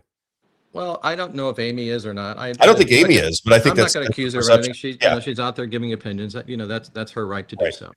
And I'm not the type of person that goes out and accuses anybody of what's going on, right? That's not my deal. I want the facts to speak for themselves. I believe that is the only way that this thing ever traded. Now, fast forward to November, December of 2022, just before the halt. In my mind, if the issue was only 2.65 million shares, they would have never halted it. They would have done position close only on the 9th and the 12th, like many broker dealers put out that they were going to do. That's not a fallacy. That happened. Then, this would be over and settled and everybody be on their way. But it did not happen that way. And so, one of the things I like to say, just recently, I think it was in the last 2 weeks, there was a FOIA request submitted by an MMTLP person, and got a response back that, hey, on the last, I think it might have been 10 days prior to the trading halt, there were 13,000 records on MMTLP between the 5 SEC chair people. 13,000 records, responsive records. Really? Why would that be? Why? If this was such a simple, plain Jane thing, why would there be 13,000 responsive records? Right. Well, that's another thing too, John, was the evasiveness of Gensler when he testified before Crapo. That seemed very elusive to me. I mean, I told Isaiah, he's got no dog in the fight. I said, when you watch this man, does he seem like he's on the up and up, or do you sense deception? And we both looked at it and said that guy looks like he is trying to hide some information. And, you know, that was just our gut take. I think if I could be wrong, correct me, John, but I think they lost like a year of his text messages or something that they couldn't find. I thought I remember reading something about that. Yeah, they claimed that after the fact. That was a couple years later. But it's interesting is that someone in our community FOIA'd that and got a bunch of them. Ah, okay. Yeah. Amy says that's not what the FOIA said. Well, then post it. Yeah. That would be a great thing to see what it says. Let me see what else we got here from the audience. Oh, we got plenty. I got some here pulled Go up. ahead, Isaiah, because it's easy for you to see. I'm blind. I'm getting old, John. I thought this was a good question. What are the thoughts about the debt offering increase for security that was halted and then deleted? What debt offering increase? I'm not sure what that means.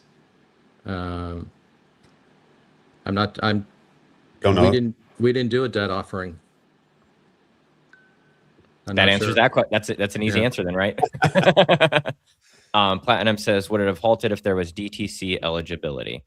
I think there was actually information about this that came out after the fact. DTC eligibility is one thing, but broker-to-broker clearing is completely something else. And then there was one of the community members actually got a hold of DTC, and they actually said that this was not DTC eligible on the last trading days. So it would have had the broker-to-broker clearing. Okay. Zing is asking, ask John what he feels about James Angel going into Congress and why he did that. Well, he did that, I'm sure, at the request of Pete Sessions, and I'm guessing that's how it happened. But he went in there completely biased and completely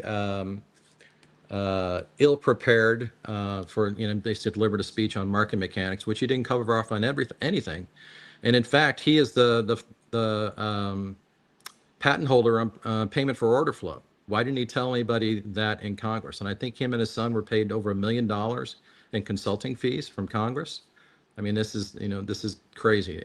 And he's kind of since disappeared in the marketplace since then. And he claims he was a shareholder. I think he buys one share of every public company, so he can claim he's a shareholder. Amy's asking, what is a stock? I've seen this question too from a few people. What is a stock support consultant, John? Well, we had an investor relations group, and then we had other folks that were consultants and acting as investor relations as well. And Amy will tell you that none of that was Atlas. It was not Atlas. It was nobody posting on social media. So, I'm not supposed to talk about that, but that's the truth. What's this one here? Who would buy on PCO? I didn't say that shorts wouldn't buy on PCO. That's not what I said. I said the only people that would buy on PCO are the people that were short. And quite frankly, the broker dealers have said so too. Look at the E-Trade statements that were put out by so many members in the community that had their limit orders being filled the day of the 9th and the 12th, and only to have them being reversed. E-Trade would have never done that unless they had an obligation to, close people out on their transactions. So, and again, ask E-Trade why they did that. Did they have the correct amount of shares? That's a question for E-Trade. But I guarantee you, those people that had E-Trade accounts and saw that in their account were a little pissed. Can you please talk to the letter that is on the president's desk? Now, this is Busy has got a letter onto the president's desk. What's your take on this? Are you aware of this situation? So I'm curious, John. Is it actually on the president's desk? Are we assuming that it is? Yeah, or are we assuming that it is? Well, president's desk is a very specific thing. Is it at the highest levels? I've been told it is, but I can't tell you if the president actually looked at it. I do know that it's being circulated, and I do know a lot of people have worked on it to get it in the right fashion. But I don't even know the names of the people that I have been working on. I've never asked because I'm letting people do what they do. I mean, it's, Busy has gone down that path. Good for him. I applaud him for it. Same. And if he can get it done, that's fantastic. Yeah, I keep saying that, I think it's the why people were jumping on me is they want this to play out. They're like, there's a letter on the president's desk. That's all we want to talk about. And I said, well, that's fine. I get it, you know, but 5 years of petitioning the Missouri state government, the federal government, all the people involved, nothing has ever come to fruition. Zero. And I'm talking about just 25 different situations where we've tried to get things put into the hands of people that matter and expect something to happen, and just nothing ever happens. So I don't know what the word is. I'm less optimistic that something will get to the president's desk and actually reap benefits. That's why I say pressure has to happen continually. There's always the squirrel in the room. Dog. You get a dog's attention for a second, and then a squirrel goes by, and it's over with, right? Yes, exactly. And it's got to be politically advantageous. That's just kind of how politics works. Somebody said, John, what is the meaning and the significance of a position's geographical location? In other words, how can I eliminate an obligation by moving? So again, that's not for you and I, retail traders. That's not something we can arbitrarily do. This is a hedge fund world. This is dark pool type of stuff. If you look at most of the hedge funds and most of the market makers in existence, they have subsidiaries in Ireland, in Germany, in Hong Kong, in the Cayman Islands. Why do they have these subsidiaries there? Is it all purely tax reasons, or is it because they're taking advantage of the securities trading laws in those areas? I will tell you, there's one person in our organization, actually, who's been working with George to uncover all of this information, and she's done an incredible job. And I can't wait to see all the details of what they uncovered. And that's Elf. Super smart, way more intelligent than I am. And there's other people in the community that are doing things that are similar. I don't want to not talk to them as well. But Elf is the one I'm most familiar with. And I know that she's put together an extensive reporting system for all of this. So again, I can't wait to see that. And I hope it comes out, sooner rather than later. Yeah, her name came up yesterday, the day before. She was upset with me, and I said, "Elf, I don't know who you are. I can't invite you to the first time I've heard your name." Right. But if she has information that we think is valuable, we're trying to get to we're trying to follow the story until something happens. Yeah. And I'll tell you, George has been, really, and again, none of this really affects George, other than they started attacking MMAT after they halted MMTLP. But as a guy who knew nothing about public markets, I will tell you that George knows 10 times what I know now. He and Elf dug into this to an extent that only a science-based people would understand. Right. So that's way above my pay grade. Somebody says Elf is awesome. So we need to get Elf on here. Her and I were going back and forth, and I think we probably off to the wrong foot. I'd like to hear what she has to say. Any other questions on there? Yeah, this is a question that I see a lot, and I have no idea the context of this, John. So I'm not trying to put you in a difficult situation here, but a lot of times I see people retweeting this post from you from December 6th, 2022. I've seen it probably a dozen times, where you were replying to a picture and you says you have to buy by the close of business on the 8th. Yeah, we talked about that. Okay, and so is that's what you were talking about earlier, right? Yep. Okay, that's what I thought. And that wasn't the original dates, by the way. That was not the original dates. That's what was handed down by FINRA. Puzzled Raccoon says, why do you act surprised there were overseas positions when GP marketed to Italian and European investors? I guess that's George Palcaris. Those investors were already shareholders of Torchlight before George ever spoken to them. And that those people actually reached out to our investor relations team to have that call. Secondly, overseas positions is, I'm not saying you can't buy shares overseas. What I want them to do is be reported on the U.S. tape. I want NASDAQ, I want the DTCC, I want FINRA, I want everyone to basically be open and honest with us on those overseas trades. That's the problem. It's not, and when you talk about overseas trading, it's not the fact that people traded it overseas.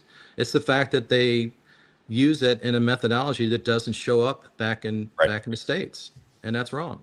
Yeah, it's not necessarily that it's nefarious, but it can be, I guess. Correct. Is the way I would put it, right? Yeah. Joe RL says, John, do you see a calendar for how this plays out for shareholders?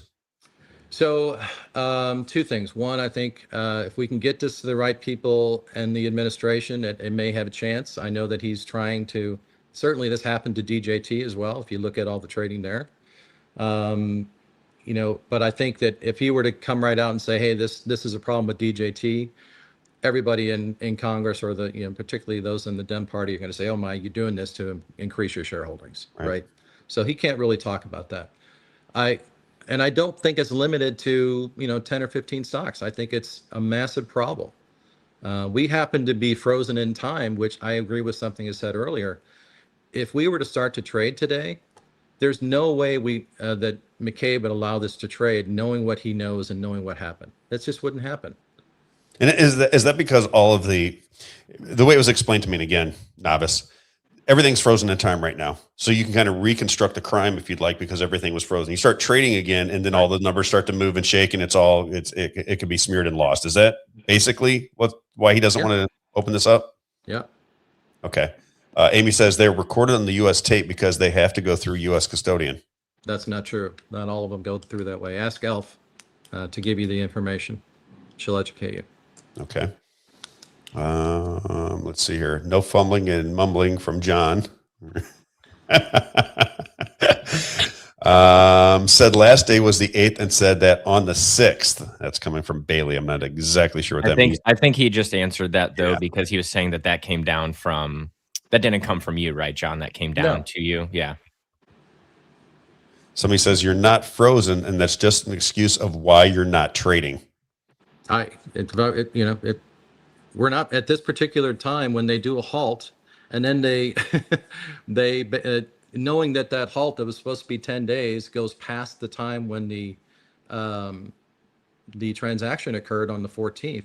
How is it ever going to be traded again? At that point, MMTLP can never trade again. The only thing that can trade again is NextBridge if they decide to do so. Gotcha. And somebody says, and I don't know if this is, how much does George pay Elf? I guess Elf is probably like some kind of researcher for him. Is that the way you would describe it? Or are they just I wouldn't friends? describe it. She's a researcher in MMTLP. I think she was active in doing all this research prior to ever talking to George. And I think George figured out that this girl is really, really sharp. And they've been working on a program together that will identify, all the different markets that a particular stock is trading on, how they're reporting, all the different identifiers such as Fiji and ISIN and CUSIP, and how they all interact together, so that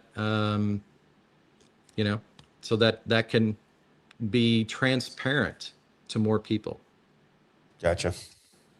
Let's see. Are there any other questions, Isaiah, that we didn't get to? Blue sheets don't even give a share count. I was curious about this because I do know that the big call is for an independent audit, right, of the share count, and so just curious what this. I don't even know what this means. You know what I mean? Yeah. So blue sheets. I mean, I don't know what blue sheets give or don't give. So I've been calling. Certainly a lot of people have been talking about blue sheets originally until I understood truly what that meant. I were kind of saying I was going along with that. But truly, for the last couple of years, 2-3 years, actually probably a couple months after it happened, we've been calling for an audited share count of every broker dealer that has ever bought a share in MMTLP. Because as I said earlier, there are obligations. You have an IOU with your broker dealer, and then they were allocated a number of shares from the DTCC. That audit that Amy said is not an audit, that's an allocation. So if the two match, great, we're done. We'll see you later. Everybody goes off and does their own thing. But why would anybody be against us getting that information to basically validate either we're right or we're wrong? That's it. That's kind of where I'm coming from too, right? That was as little as I know about it. That was kind of how was my conversation with the people who are kind of pushing back. Is if this is all it takes to get the job done, this satisfies everybody's curiosity and kind of paints the situation for what it really is.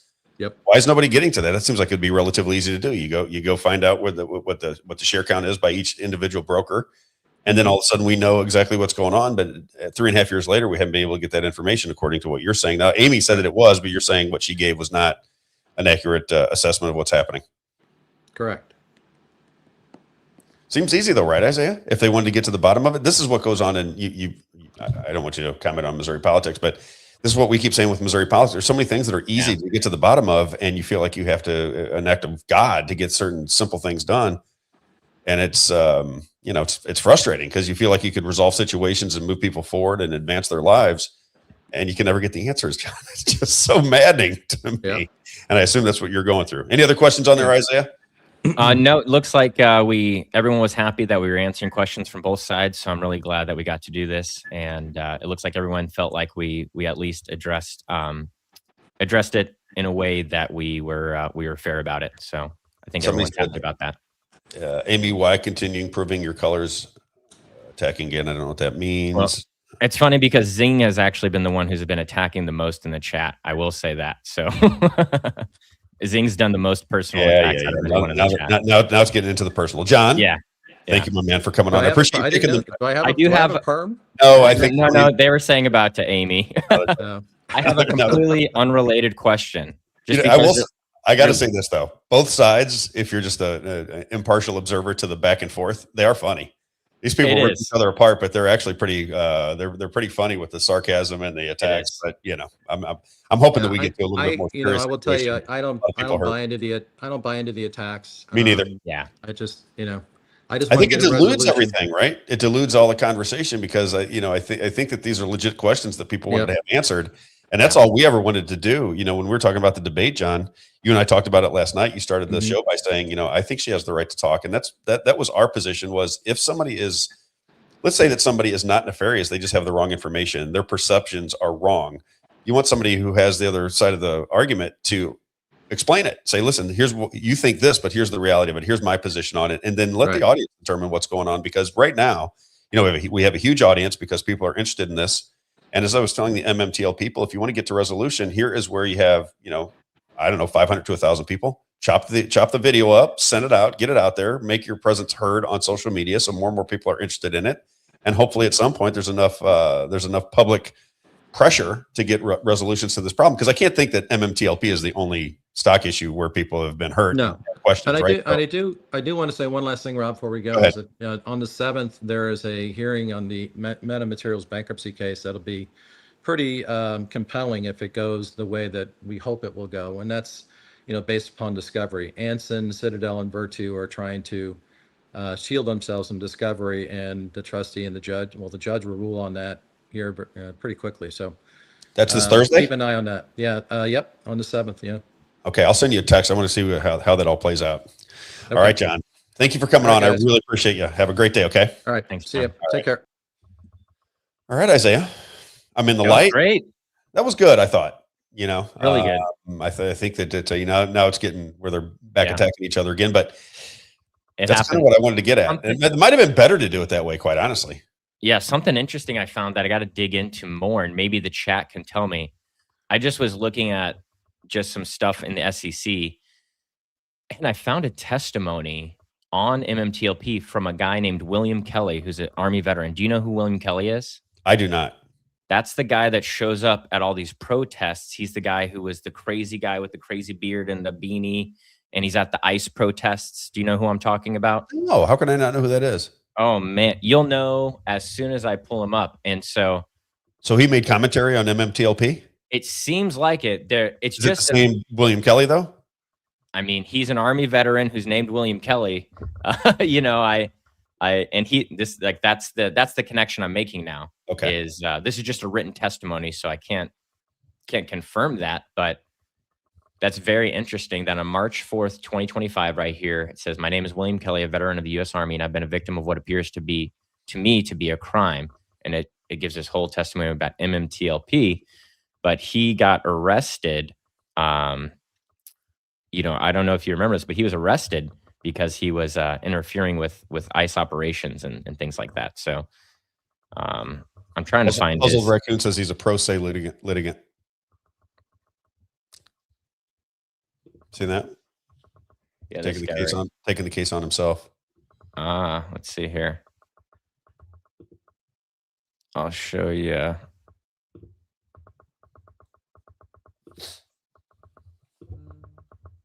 Here we go. So this is just a video that I had reposted. We'll go to the beginning here. See this guy right here? Yeah. This guy? Oh, I do know that guy. Yeah. So this is William Kelly. And so it seems like I'm going to have to confirm, but there's a guy who's a U.S. veteran, and he's a U.S. Army veteran. Another U.S. Army veteran named William Kelly is giving testimony in the SEC. I don't think that's a coincidence. He's intense, that guy there. Oh, yeah. Yeah. Real intense. I don't know what just to make of him. super, super interesting. Lots of thanks to from everyone for doing the having the conversation. So I just want to keep the conversation going. I really do. And if we would need to have more conversation, more debate about it, like I said before, this is not great for my show as much as people think that it is. We get paid by local advertising. The more I'm talking about Missouri politics, Donald Trump, what's going on in Washington, D.C., that's what rings the bell for us, right? That's where we come from. But if I can get the people that pay attention to my show anyway, interested in this plight, good for you guys, right? More people know what's going on. They're more interested in the story when they hear MMTLP news on one of the major outlets. All of a sudden, they're interested in it now because they know more about the story. That was always the intent of why we wanted to have a debate. Fair enough, Isaiah? Everyone's saying he's not an MMTLP, but this, I don't know. This is a statement on the SEC's website from a U.S. Army veteran named William Kelly. All I'm purporting is that I said I don't know if it is him, but it's just very ironic that someone who has the exact same name that's a U.S. Army veteran that's very involved and connected to the government don't you would think? be giving. Yeah. We've seen this before. That's all I'm saying, people, is me and Rob have seen something like this many times. And I'm not saying it is. It could not be him. You know what I mean? It's just a relatively popular name, so it could be. But we'll check it out. Well, I think we probably get to the bottom of it by tomorrow. Absolutely. All right, let me get my 3 advertisers because I know you got stuff to do today. Let's do it. Who do you want to go with? Let's go with rocketcareers.com. ROCKIT careers.com. Now, this is a national business. So from coast to coast, if you're a small to medium-sized business and human resources does not get the job done, right? You got a small to medium-sized business, and every time you hire somebody, they suck, or human resources puts people before you that you don't want, and you end up with poor help, poor employees, that kind of thing. Rocket Careers has people from coast to coast that they can call upon. So whether you're hiring for any position, attorneys, engineers, manual labor, what have you, these people have been at it for a long time. They're great people to do business with. Small to medium-sized businesses, check out rocketcareers.com. They will vet these candidates for you. They'll put good people before you. They'll help you attract better talent. Rocketcareers.com, ROCKIT careers.com, 636-778-2419. And again, as we say every single day for over a year now, if you're out of a job, or if you hate your job, if you're sitting in a cubicle right now and you just cannot take another day, but you got to be there because you got to pay the bills, consider getting a hold of rocketcareers.com. Let them help you launch a new career. They'll get your resume up to speed. They'll use their connections from coast to coast. Maybe you just want a complete career change. You're doing job A, but what you really want to do is be a podcaster. You want to be a radio announcer. You want to change your careers like I did at the age of 53. Call on rocketcareers.com. The number is 636-778-2419. If you're an employer or an employee, they can help you. Rocket, ROCKIT careers.com, 636-778-2419. Let's do Jones. There it is right there. JonesWater.com, JonesWater.com, 636-899-1040. The first thing to a healthy, happy home is clean air and clean water. Clean air, clean water. Can't be healthy without clean air and clean water. As he says, Rob, if you're drinking funky water, eventually you're going to get ill. If you're breathing funky air, eventually you're going to get ill. Whether it be your sinuses, skin issues, doesn't matter. You got dead air in your home, and if you do not have an air filtration system, you're breathing funky air. It just is what it is. He said, just think about it. You'll be in a dark home. You pull the shades back and you see all those particles in the air. He said, you're breathing those things. You don't think that's going to make you sick? He said, you'll be the filter or you'll buy the filter. You'll be the filter or you'll buy the filter. JonesWater.com, 636-899-1040. If you want to do business with my man, Everett Jones, on the Missouri side, St. Charles County, Lincoln, Franklin, Warren, St. Louis, and Jefferson. If you go to the east side, it's Madison, Monroe, Jersey, and St. Clair. My man, Everett Jones, 636-899-1040. And then he has the Healthway Deluxe Air Purification System. That is in Helen Gelhatz, the doctor that we talked about earlier. That's in her office because she wants her people breathing clean air when they're trying to cure cancer, trying to reverse Alzheimer. Clean air, clean water, as always, JonesWater.com. 636-899-1040, 636-899-1040. If you don't have water and air purification systems, think JonesWater.com. And then finally, tomorrow we have a live show from the legendary and landmark Moe's Pizza in Washington, Missouri.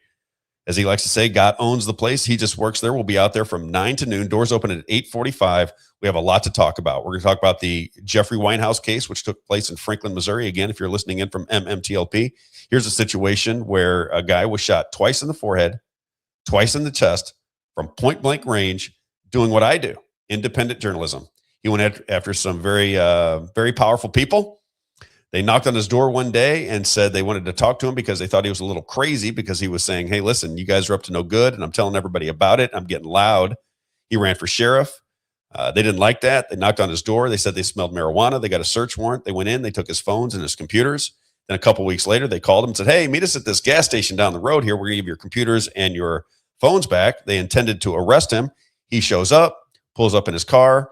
He's praying the whole way there that they don't have any nefarious intent. He gets out of his car, and 13 seconds later, he had 2 shots in the forehead, 2 in the chest.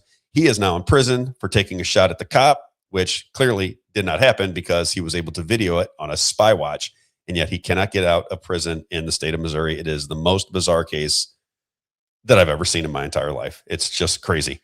The Jeffrey Winehouse story, we'll talk about that with his son, Levi, and we'll do that right away when we get there tomorrow. And then we're going to talk also about the AI data centers. We'll have Mark McCloskey. If you don't know him from around the country, you might remember in St. Louis during the Black Lives Matter protests, they broke into his subdivision, and him and his wife held him off at gunpoint. And what did they do? They arrested him and his wife. Famed attorney Mark McCloskey will talk about AI data centers. He's represented many people that were falsely accused, in my opinion, on January 6th.